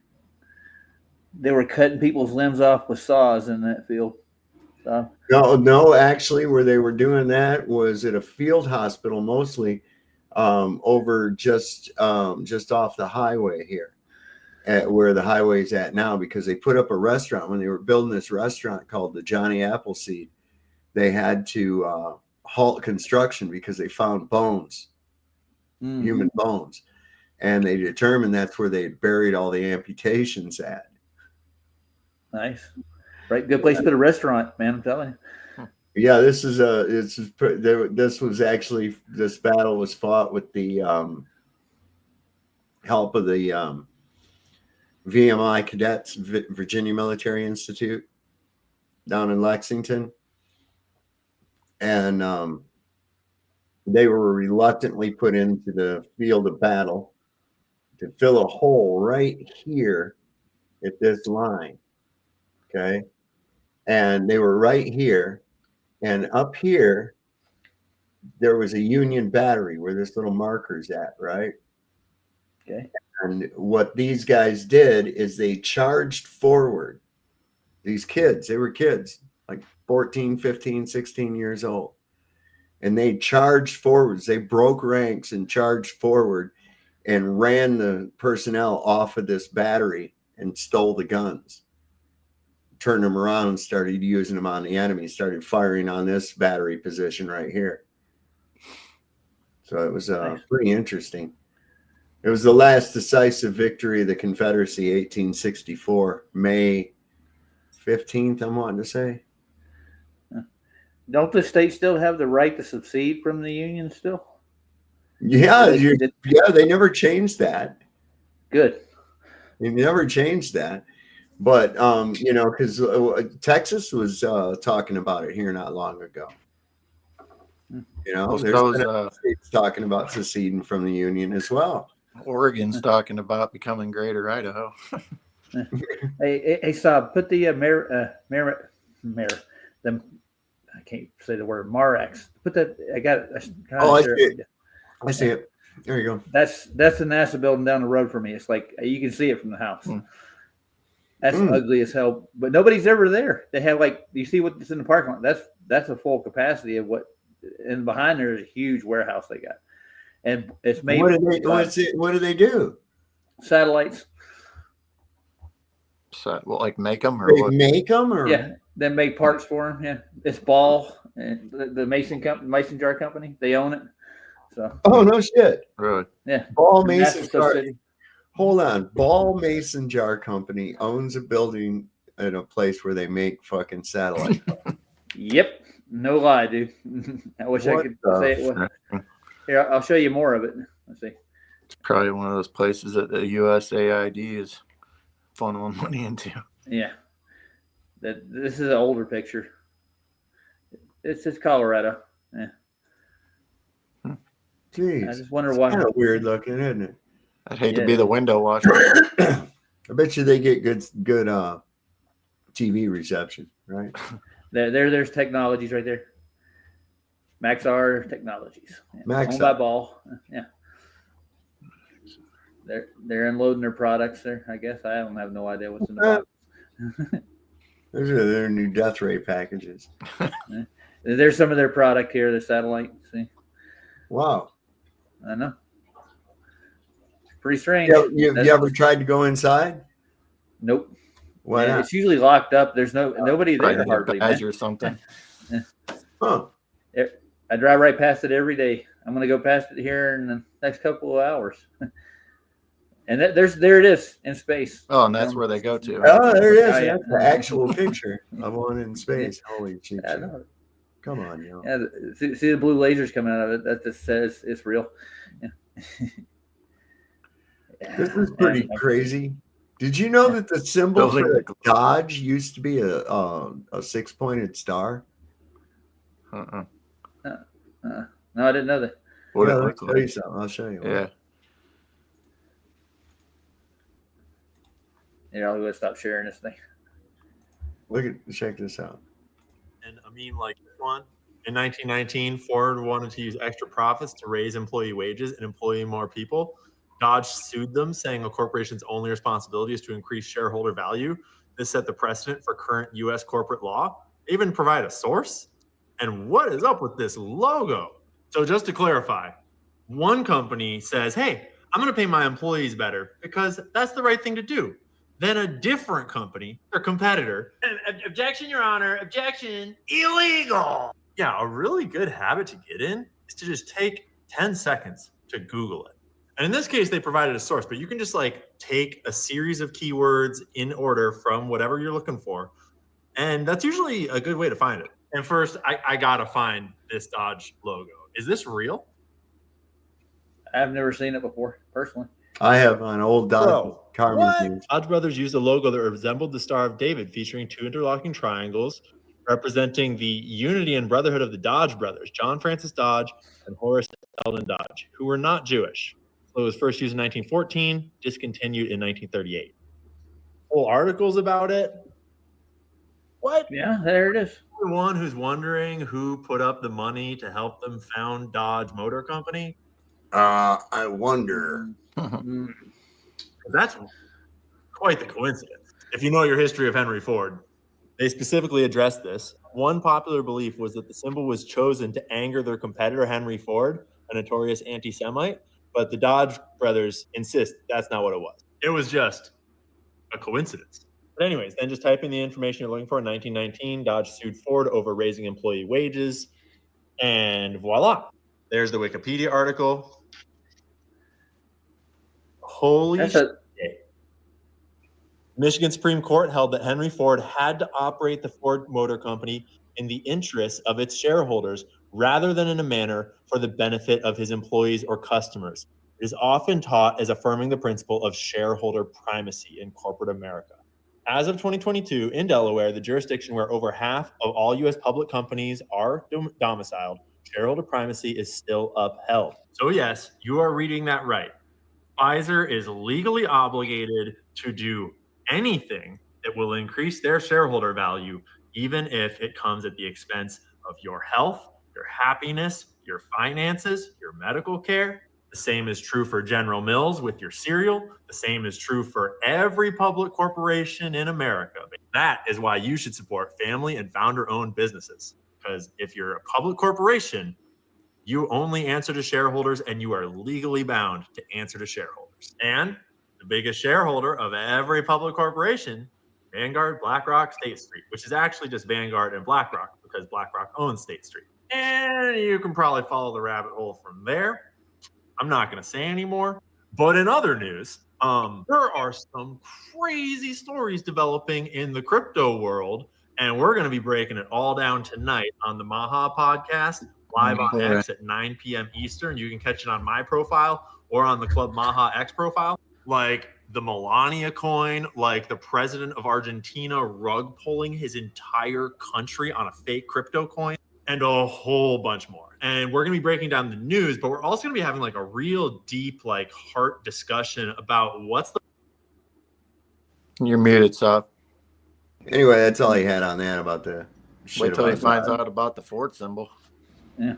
Right, I'm glad I own a Ford rather than a Chrysler, though. It's personal. Hang on. Well, Ford wanted to give his employees money, right? Yeah, he was trying to do. Hang on, I got it. He's got. I can't wait till my $5,000 check comes from Elon. Yeah, right. Shit. Yeah. Here we go. He did have some more on it. Easter egg. I can't let this whole Dodge Star of David thing go. I'm just very curious. Because it is true that the Rothschild family funded a whole bunch of the robber baron, titan of industry folk that were the Industrial Revolution.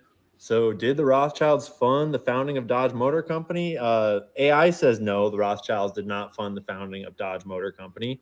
It was founded in 1900. Wait a minute. The logo wasn't used until 1914, right? Right. So did something happen or change at Dodge in 1914?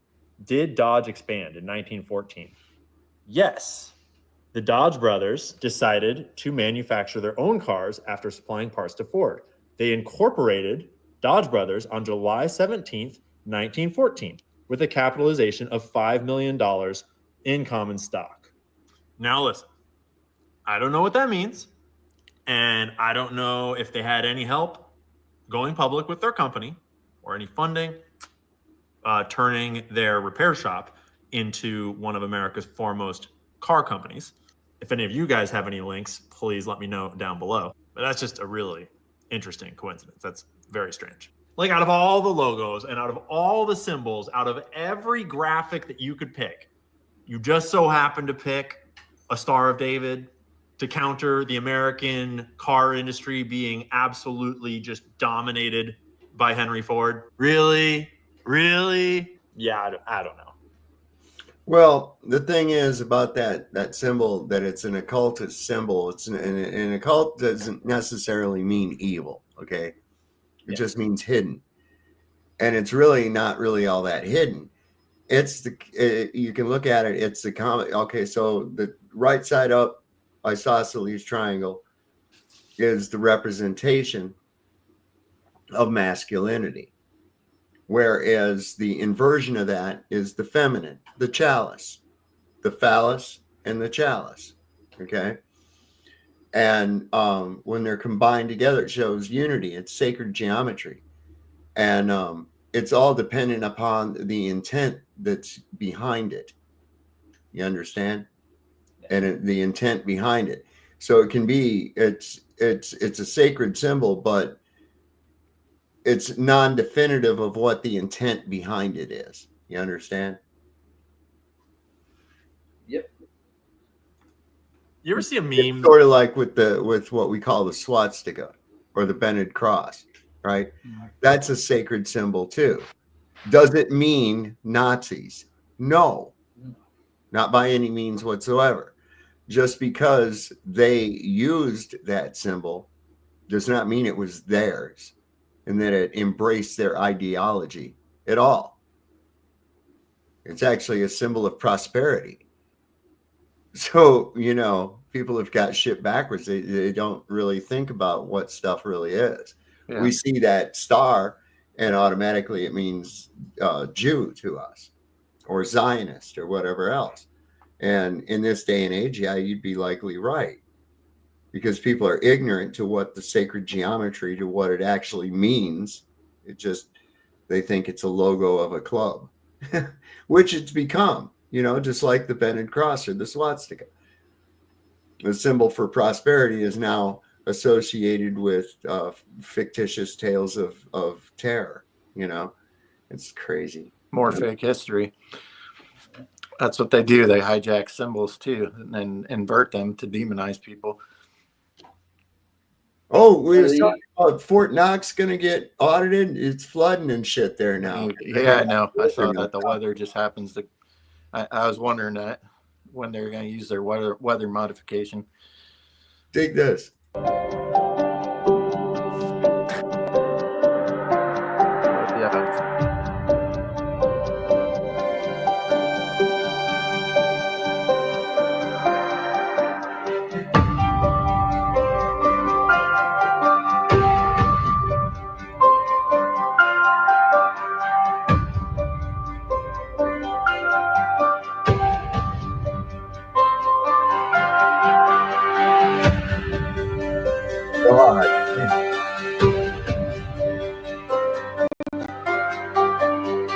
When the river water's all muddy like that, that's turbulent water.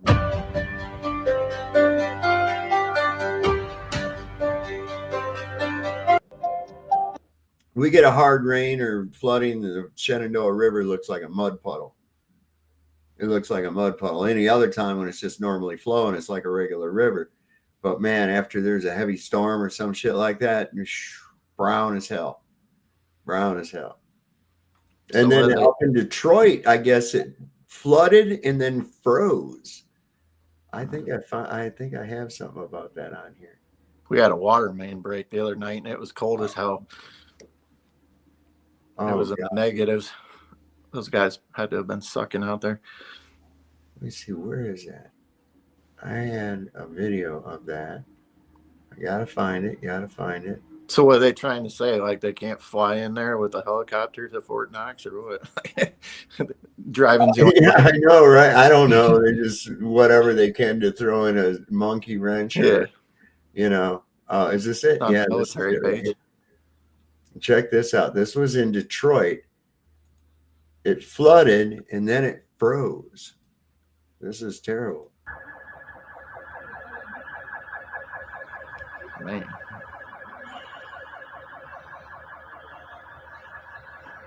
Wow. Look at that, man. That water, that ice is going to crush in on those cars.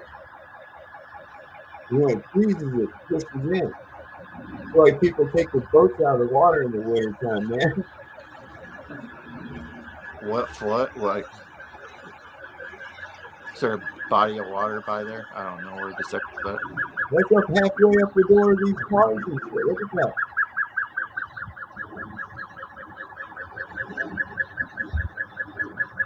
Somebody's car alarm's going off.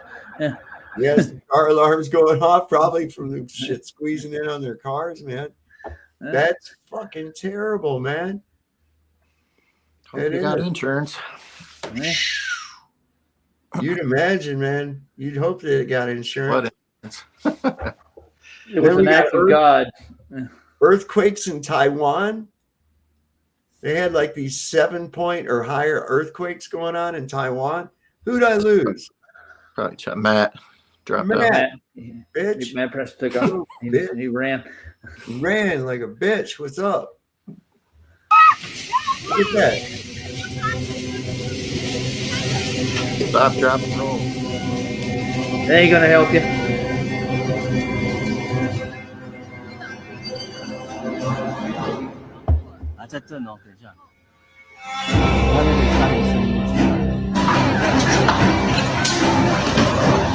Oh my god! What's up to that? Oh my god!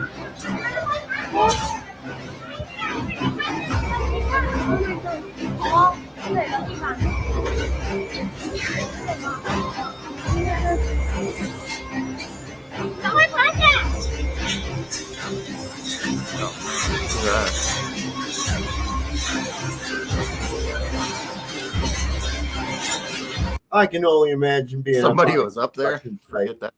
Fuck yeah, that's what I'm saying. Fuck that, man. Wow. It's an earthquake. What do we do? Somebody grab your phone. We got to make a TikTok. Yeah. That's the first thing I think of. You know, I'm like, what else are you gonna do? Really? I mean, I'm just. But how are you gonna have the whereabouts to even go? You know, fuck, I'm getting out my phone and making a right. TikTok, That's. You know? It's like the people that are like witnessing murder, or that lady that was getting burned on the subway or whatever. Yeah. It's like, oh, first thing I'm gonna do is grab my phone and tape it. Forget helping her. Here's what got me: the woman didn't scream or run around or try to put herself out, or nothing. Just stood there like a candle. Yeah, that was weird. They have a skyscraper there in Thailand that actually is earthquake proof. They put a counterweight in the base of it. Like it's this one. Yeah. Nathan Oakley went there when he was younger. He took pictures of it. He put it up on his website. The weight looks weird, dude. It's a strange thing. But he's been during an earthquake and it didn't move. That building sat still. Awesome. Yeah. Kind of like a counter. Yeah. Neat.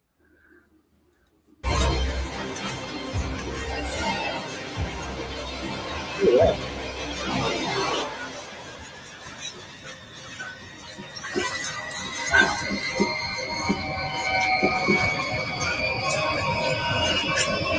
Get under your desk.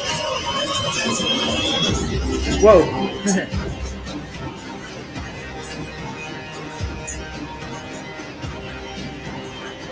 Music's kind of fucking irritating. Yeah, I try to get down at least. I wouldn't be worried about filming, dude. No, that wouldn't down at all. Yeah, I don't know, man. You just wait for it to stop, you know? Yeah, I guess so. Look at that water in that fucking pool. The wave pool. What? Imagine, if the earth was spinning, water would be doing that all the time, wouldn't it? Could be. Yeah. But it is in the ocean. Look at that, man. That's just amazing. The power of the earth, man, moving like that. Just even reading the reports of the earthquake that took place like in the 1890s in Lone Pine, near where I lived in California. They said there were 15 to 18 foot vertical movement of the earth and lateral movement of 45 to 60 feet. So the ground was moving back and forth 45 to 60 feet while simultaneously going up and down 16 to 18 feet. That's like a wave. Yeah. There was a little lake that was formed up there from it. What the hell was it? Lake Diaz. Yep. It killed some people are buried. There's a earthquake victim graveyard from the earthquake, but the only thing that kept the victim count so low was the fact that it was so sparsely populated. It was all. I can't remember what year it was when Oakland A's and the San Francisco Giants were playing, and they cut the feed. I remember I was watching that game. They cut the feed because it got crazy. But yeah, that was a pretty big one back. Was that the one where the bridge collapsed down onto the second layer of cars? I think so. Yeah, I remember that was terrible, man. Yeah, that was one of the bigger ones. Along. But yeah, like I would keep all the people at the stadium, just being around that many people. And I don't know, that'd be wild. I'm sure there's some people out west that experience that. All right, so you guys, just for real quick, I'm gonna offer up this rabbit hole. This is one I've heard and I've dismissed, but I couldn't leave this be. Okay. Well, there I was judging motherfuckers for thinking that there were cameras in the birds, but here I am going through the CIA's declassified documents, and bitch, there are fucking cameras in the birds. So here I am scrolling through, and I see what is that? Bird camera program? All right. What is the literal first sentence? Technical collection team has been formed to demonstrate the operational utility of the avian asset.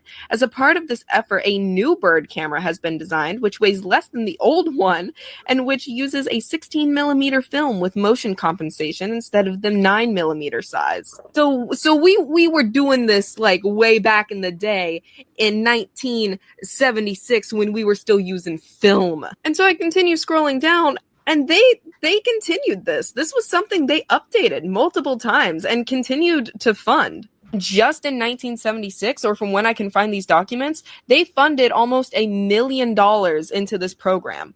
And you're going to sit here and you're going to tell me that they couldn't do similar stuff today? Look at that camera. That's obvious as shit, but this was in the 70s.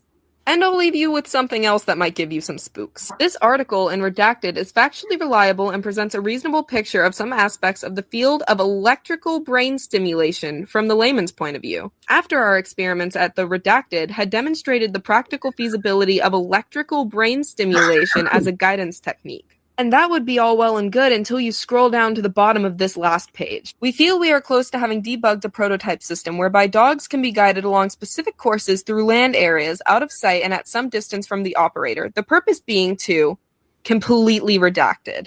And then we get down to this bottom sentence. Dr. Redacted is taking appropriate action to exploit our knowledge in this area and provide adequate background for the development of future agency applications in the general areas of influencing human behavior, indirect assessment, and interrogation aids. So I will leave you with that. The birds work for the CIA, and this was on the first couple pages. The first couple pages I opened. I've been on here for 30 minutes. Yeah, well, I wondered about that. Like, were they mechanical birds, but they're just taking birds and putting cameras on them? Weird. I'm not clear on that. I assume they were putting cameras on regular birds. But then how would you control where the bird goes? Yeah. Are they immune to the bird flu? Yeah, that only affects chickens. Oh, okay. Well, I don't know. I heard ducks earlier, but it only affects the things that we eat. Oh, yeah. Yeah, that's awful strange. Yeah. But man, I mean, come on, just when you think it can't get any weirder, right? Yeah. Man.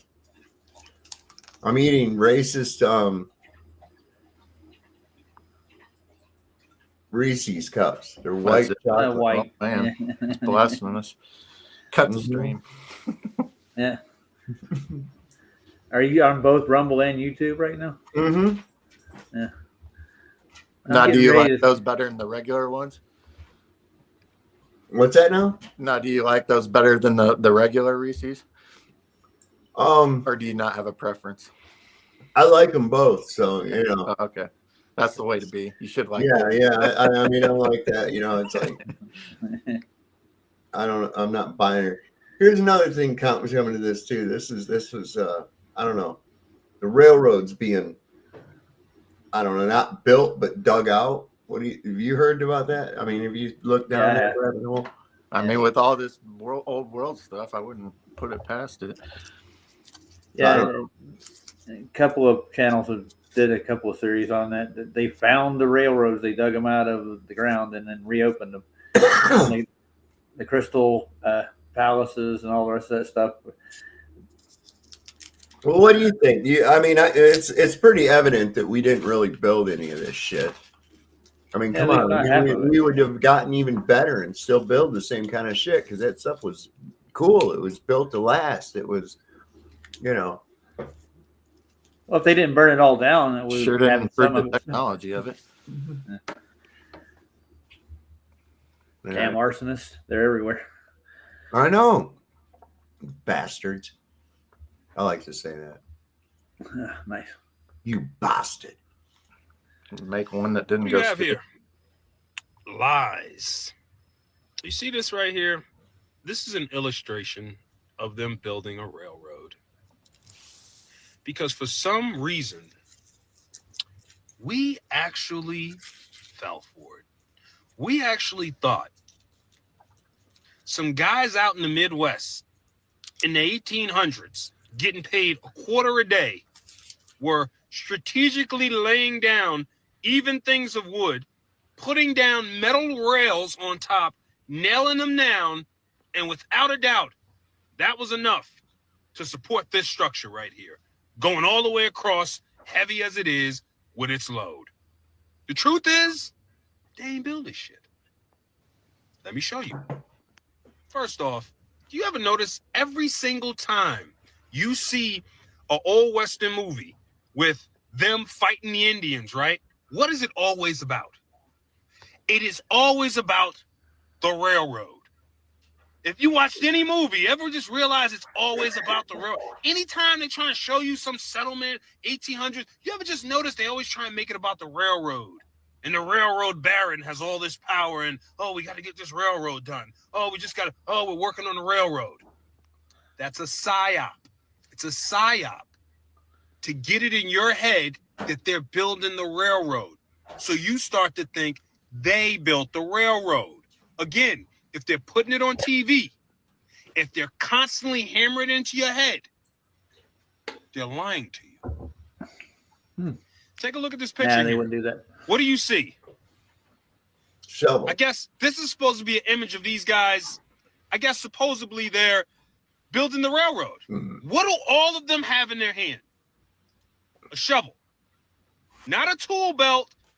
Not anything necessary to actually build a rail. Do you have any idea the kind of tools you would need to get this down in here and get this solid so that this structure can go on it stable with no issues?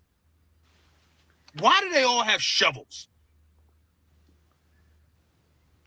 What the hell makes you think in the 1800s? First off, this is made out of wrought iron. Wrought iron. In the 1800s, railroad tracks were primarily made of wrought iron. Wrought iron, which is not, it's different than regular iron. It's actually a better form of iron. So you have to understand something, okay?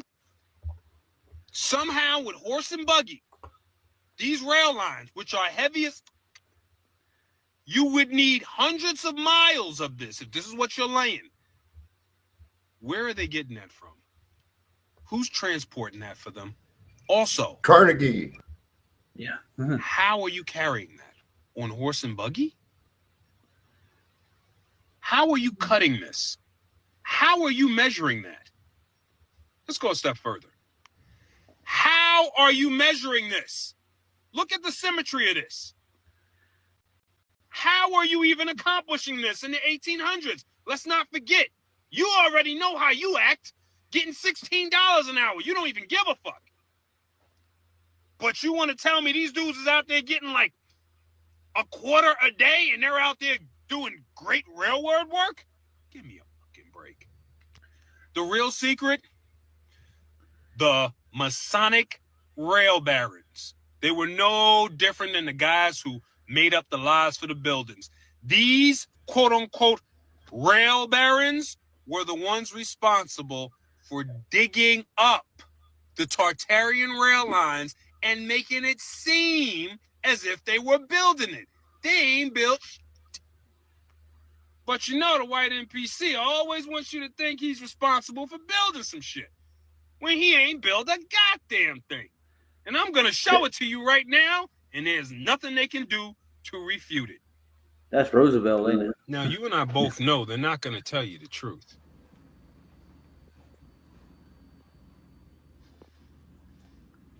Let's find out who these individuals are.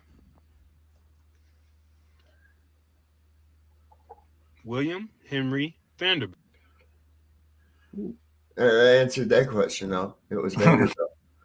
Yeah, the Vanderbilt family, they were responsible for. What do you have here? Yeah. He even named the school after him. Oh, gentlemen, I'm going to hop off. I'll see you guys later. I'm going to be closing up here in just a few minutes anyways. There's another thing, too, is you always wonder, how did they heat these places, right? Mm-hmm. Well, radium. Yeah. Check this out. The secrets of old world fireplaces and so much more is radium. The chemical that's gotten a bad rap just like mercury.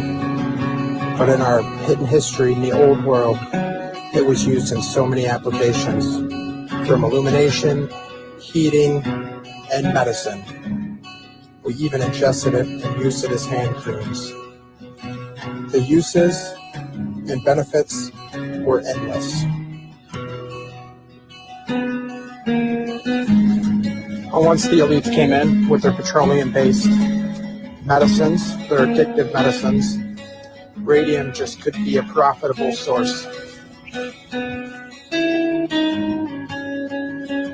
Just like treatments and medicines that were used for thousands of years, outlawed and labeled New Age and alternative. Question everything, friends. The secrets of old world. That's something. I wonder what those little stanchions are for, actually. You know, people use them now for decorations, but those little poles, those look like little styluses that come up. What were those really for? You know, makes you wonder. Questions. Very little answers. Here's some kind of a thing that said, rarely seen deep sea, known as the oarfish, is washed ashore in Mexico. Legend has it that the creature known as the doomsday fish only surfaces from the depths of the ocean when something catastrophic is going to happen. And this is really a bizarre looking creature. Wait till you see this. Did you see its shadow? Yeah, he's up here to eat the fucking groundhog. What are you doing? What are you doing? That's an oarfish. Holy shit, they've almost never been seen live. They live a mile deep. Just come up here to die. Oh. Go back in the water. See if they'll go. Wow. You got photos? Yeah, Hold on, I'm putting them on the Heather, this is amazing. Yeah, that is amazing. It's the smallest one I've ever seen. He's scared to touch it. I would Got hurt or something. Maybe he smelled the fish blood. We never did. What are you doing? What are you? We never did find out if he went back out to sea. We need to know the fish. We need to know about the tapeworm fish. What's up? I wouldn't go touching things I don't know about. Yeah, I'm not real big on it. Especially if it comes out of the ocean. Oh, this is interesting here too. Did you hear about those two planes crashed into each other in Arizona? Yeah. That's fucked up, man. A lot of plane crashes lately, huh? And then the one up in Canada too. Yeah, it flipped upside down. Yeah. I wonder if they had time to put their mask on. Yeah, I was probably, the pilot thought they were landing in Australia is what it was. Oh, shit. No, we're in Canada. Wrong Damn place. it. I wish I wasn't a DEI hire. I would know how to read. Yeah, no kidding. God damn. This is interesting. Now, I don't trust this guy 100%, but this information's interesting. I careful about this. What's this guy's name? David Wilcox? Yeah, I know who you're talking about. Yeah. And what's that? Gaia TV and shit. You gotta watch that outfit. That's some controlled opposition. They still put stuff out. Oh yeah. Oh, geez. But They're people heliocentric for what they are. People have seen them for what they are, and it's like, no, man. And I mean, we're seeing that within our own community. We're seeing all the shit, you know.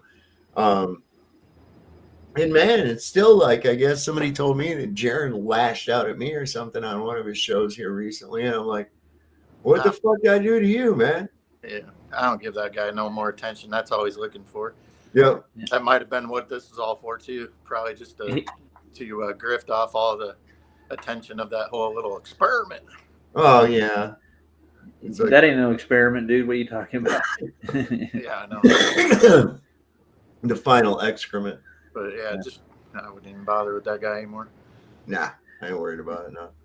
These people honestly believe that they are the descendants of gods, that they are the chosen, that they are God's special people, that we are delusional, and that the true creator is this wisdom principle that they think of as Lucifer.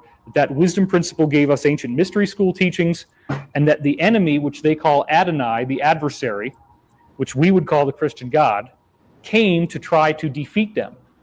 Then they even take it a step further and they look at texts like the Bible and they say that where it says in the end times that God will take the money from the wicked and restore it to the just, that we as a planet are the wicked and they are the just. So this is how they justify their financial corruption. They don't believe that we deserve the money. In fact, they believe that if they did not dominate us and if they did not control us and play all these games, that we left to our own devices would destroy our planet. So in some twisted rationale, they believe they are saving the earth. They believe humans are bad for the environment. We cause pollution, so they have to reduce population. Then they seed that into movies like The Matrix, where Agent Smith says that humans are like a virus on the planet. This is one of a variety of ways in which they will usually embed their teachings into the villain. That ain't nothing new. No. These people, honestly.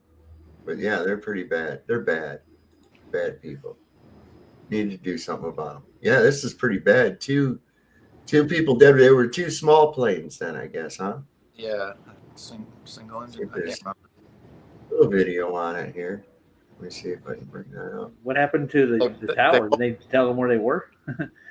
I don't know. Maybe they were adjusting for curvature of the earth.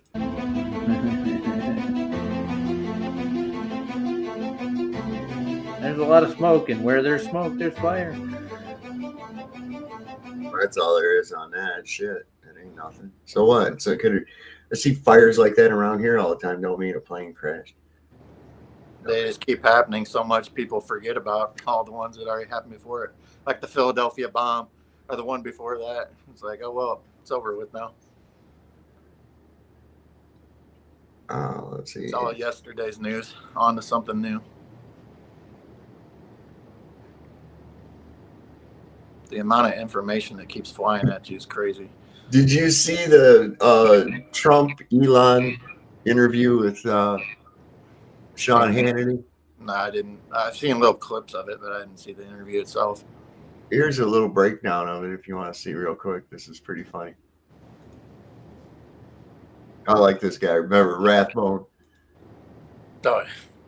Mr. President Elon Musk, thank you so much for taking this interview with me. Happy to do it. Thank you for having me. For the next 20 minutes, I will be both of your vigorously. Well, I'm flattered. Oh, well, that's very nice. Thank you. Mr. President, I often say that Donald Trump is the greatest president in American history. It's as if you were Abraham Lincoln, Thomas Jefferson, and George Washington all rolled into one. Well, it's very true. I am very awesome. Elon, your career is beyond impressive, absolutely astounding, and immensely unbelievable. Well, yes. I mean, you are so unbelievable. Look, I've always loved and respected Elon, even the time when I rage tweeted at him that he was a complete failure and ugly, and I hated his guts and all of the stupid companies with stupid failures, and I wanted him to die. Always loved the guy. Well, happy to be a part of the team. Mr. President, Elon has more money than you. Does that piss you off? Look, I'm sure it's very fine. That's why I became the president. Elon's gonna go to Mars, okay? Guy's gonna go to Mars. He's gonna go to Mars. Yeah, well, actually, I have this joke about going to Mars. It's like, yeah. You guys want to hear the joke?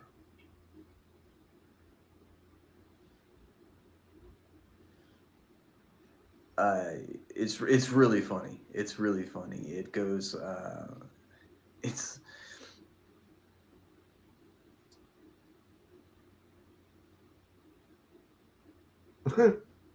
I often say, like, I want to die on Mars, just not on impact.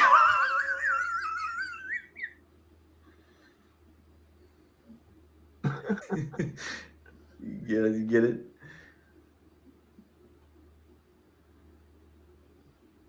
Right?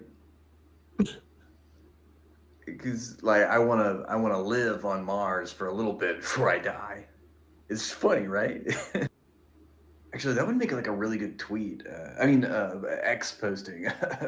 Hang on just a second. This has been an amazing interview. I can't thank you both enough, and I ask you now to relinquish my balls, please. Oh, God. Mr. President. A fucking joke, man. Elon's a strange bird. He is. He really is. I don't know I don't know how to read him, man. He's just like, I don't believe he's this super genius that he thinks he is. No. They had his kid in the Oval Office telling the president he's not the president. Yeah, something like that. Yeah, that was kind of funny. Weird. You're not the president. You need to shut the fuck up. Yeah, he's heard that someplace, man. I wonder where. I don't know, man. I don't know. This is really a trippy thing. I can just show this real quick. This boy claimed he had lived before, was murdered and buried by his neighbor over 40 years ago, and he could tell the exact location. When the police got involved, they discovered he was telling the truth.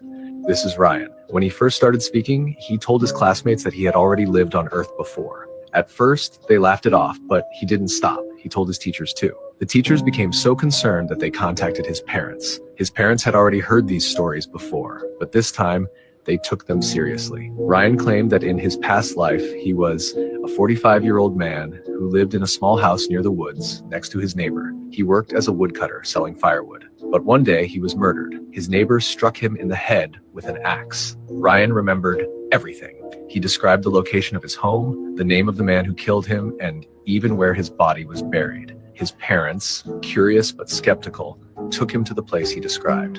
And there they found an older man still living in the same house. When they knocked on the door, he refused to answer. So they called the police. As officers questioned the man, they searched the woods where Ryan claimed his body was buried. And shockingly, they really found human remains. Next to the skeleton was an axe, still embedded in the skull. When confronted with the discovery, the man finally confessed. He had murdered his neighbor years ago, exactly as Ryan had described. Follow the channel for more stories. Cheers. Oh, that's strange. Huh. Is that not a wild story? This boy claimed, what, man? Pretty crazy stuff. Yeah, I mean, I've heard other stuff like that before too, and it's just like, what the fuck? This is, I'd like to validate a lot of those stories, make sure that they're not just writing them out. What is this? Oh yeah, this is some crazy shit about Macron. You know, that he might be married to his dad. Yeah. Oh yeah. That is so fucked up. Rabbit hole in itself. That is just so bizarre. I still can't get over that. That's I don't get it. Let's see. I think that's gonna do us here tonight. Good. It was great being here, son. Appreciate it. Man. It was a good show, man. Yeah. We'll be on again here soon. Chad, I want to thank y'all for coming up. You guys got anything you want to leave the people with here tonight? I'll leave you with a joke if you want to hear one. Yeah, let's hear it. Talking about Native Americans earlier. You ever heard about the three Indians that went to get insurance? No, go for it. Heard that one? Yeah. So these 3 Indians going to get insurance, and so the insurance lady, she sets them all up out in the hall, and she goes in her office, and then she calls in the first Indian, and he comes in, and she notices he's got one feather sticking out of his cap. She goes, "Oh my, that's a beautiful feather you got there." And she goes, "What does that signify? What does that represent?" And he goes, "Oh, I tell you, kill them one brave, fuck them one squaw." She goes, "Oh my, that's interesting." She goes, "All right, well, tell your partner to come in here." So the second Indian comes in. She notices he's got 2 feathers sticking out of his cap. And she goes, "Now your buddy that came in here before, he only had 1 feather. I see you got 2. He goes, "What does that represent?" He goes, "Oh, I tell you, kill them 2 brave, fuck them 2 squaw." She goes, "Wow, man, you guys are interesting." So she goes, "All right, well, send in the last Indian." So the last Indian comes in. She notices he's got a full headdress all the way down to the floor. She goes, "Oh man, that is beautiful. That is a wonderful looking headdress." She goes, "You know, the last 2 guys, they only had a couple feathers, and you got all those. You know what? That's got to mean something." He goes, "Oh, I tell you, kill them all brave, fuck them all squaw." So the insurance lady goes, "Oh dear," and he goes, No dear, run 2 fucking fast." You're little Indian boy. He went up to his mother and he says, he went to the chief and he says, "Chief, how is it that we come to our names?" And he says, "You're named after the first thing your mother sees after you are born. For instance, your brother Growling Bear and your sister Running Deer. Why is it you ask 2 dogs fucking?"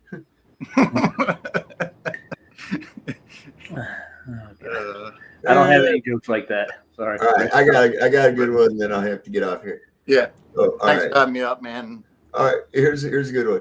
So this guy, he's in a seaside tavern. He sees this guy sitting over in the corner of the bar. This guy's got a parrot on his shoulder. He's got a hook instead of a hand. He's got a peg leg and a patch over his eye. I mean, it's like, what? So this guy goes over to him and he says, "Excuse me, sir." He says, "Are you a pirate?" And the guy says, "Arr, matey, I'm a pirate." And he says, "Wow." He says, "Well, let me ask you." He says, "What happened? How'd you lose your leg?" And he says, "Arr, it was a fierce battle in the Caribbean. And a Spanish galleon fired its cannon, and the ball come through the side of me ship, took me leg off, and now I have this peg that I have to wear." He says, "Man, it's terrible." He says, "Well, you got this hook. Did the cannonball do that too?" He says, "Nar, same day though. They pulled alongside and they boarded the ship. It was fierce hand-to-hand combat. Suddenly a cutlass come down across me wrist, took me hand off, and now I have this hook I have to use." God, man. He says, "So your eye there, you got that in the same?" He says, "Nar." He says, "We were sailing along. It was a beautiful blue sky. I looked up into the sky and a seagull pooped right in my eye." And he said, "And that put your eye out?" And he says, "Nar, matey, it was me first day with the hook." No. All right. And with that one, I'm going to leave you all. And I want to thank you guys for coming. I want to thank everybody who showed up. There's Dreamy Lynn. Good to see you. I hope you're feeling much better, my dear. All the regular cast of suspects that are usually here. Good to see you all. Thank you all for coming. We'll see you next time on Sovereign Soul Unchained Mind. Don't forget, the Lord loves a working man. Don't trust Whitey. See your doctor and get rid of him. He'll probably kill you. And if you heard that shot, it wasn't meant for you. We'll see you next time on Sovereign Soul Unchained Mind. Good night, everybody. Hey, how all you glow-tards doing? Just wanted to check in from how you were doing when you all learned about me, when you were just little wee little ones, and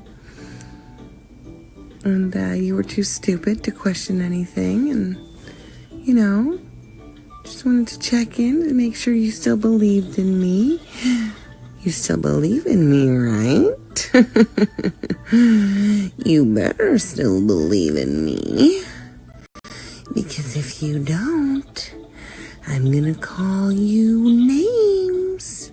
Like, you still live in your mama's basement, and you better not breed. That's okay. I know you still believe in me.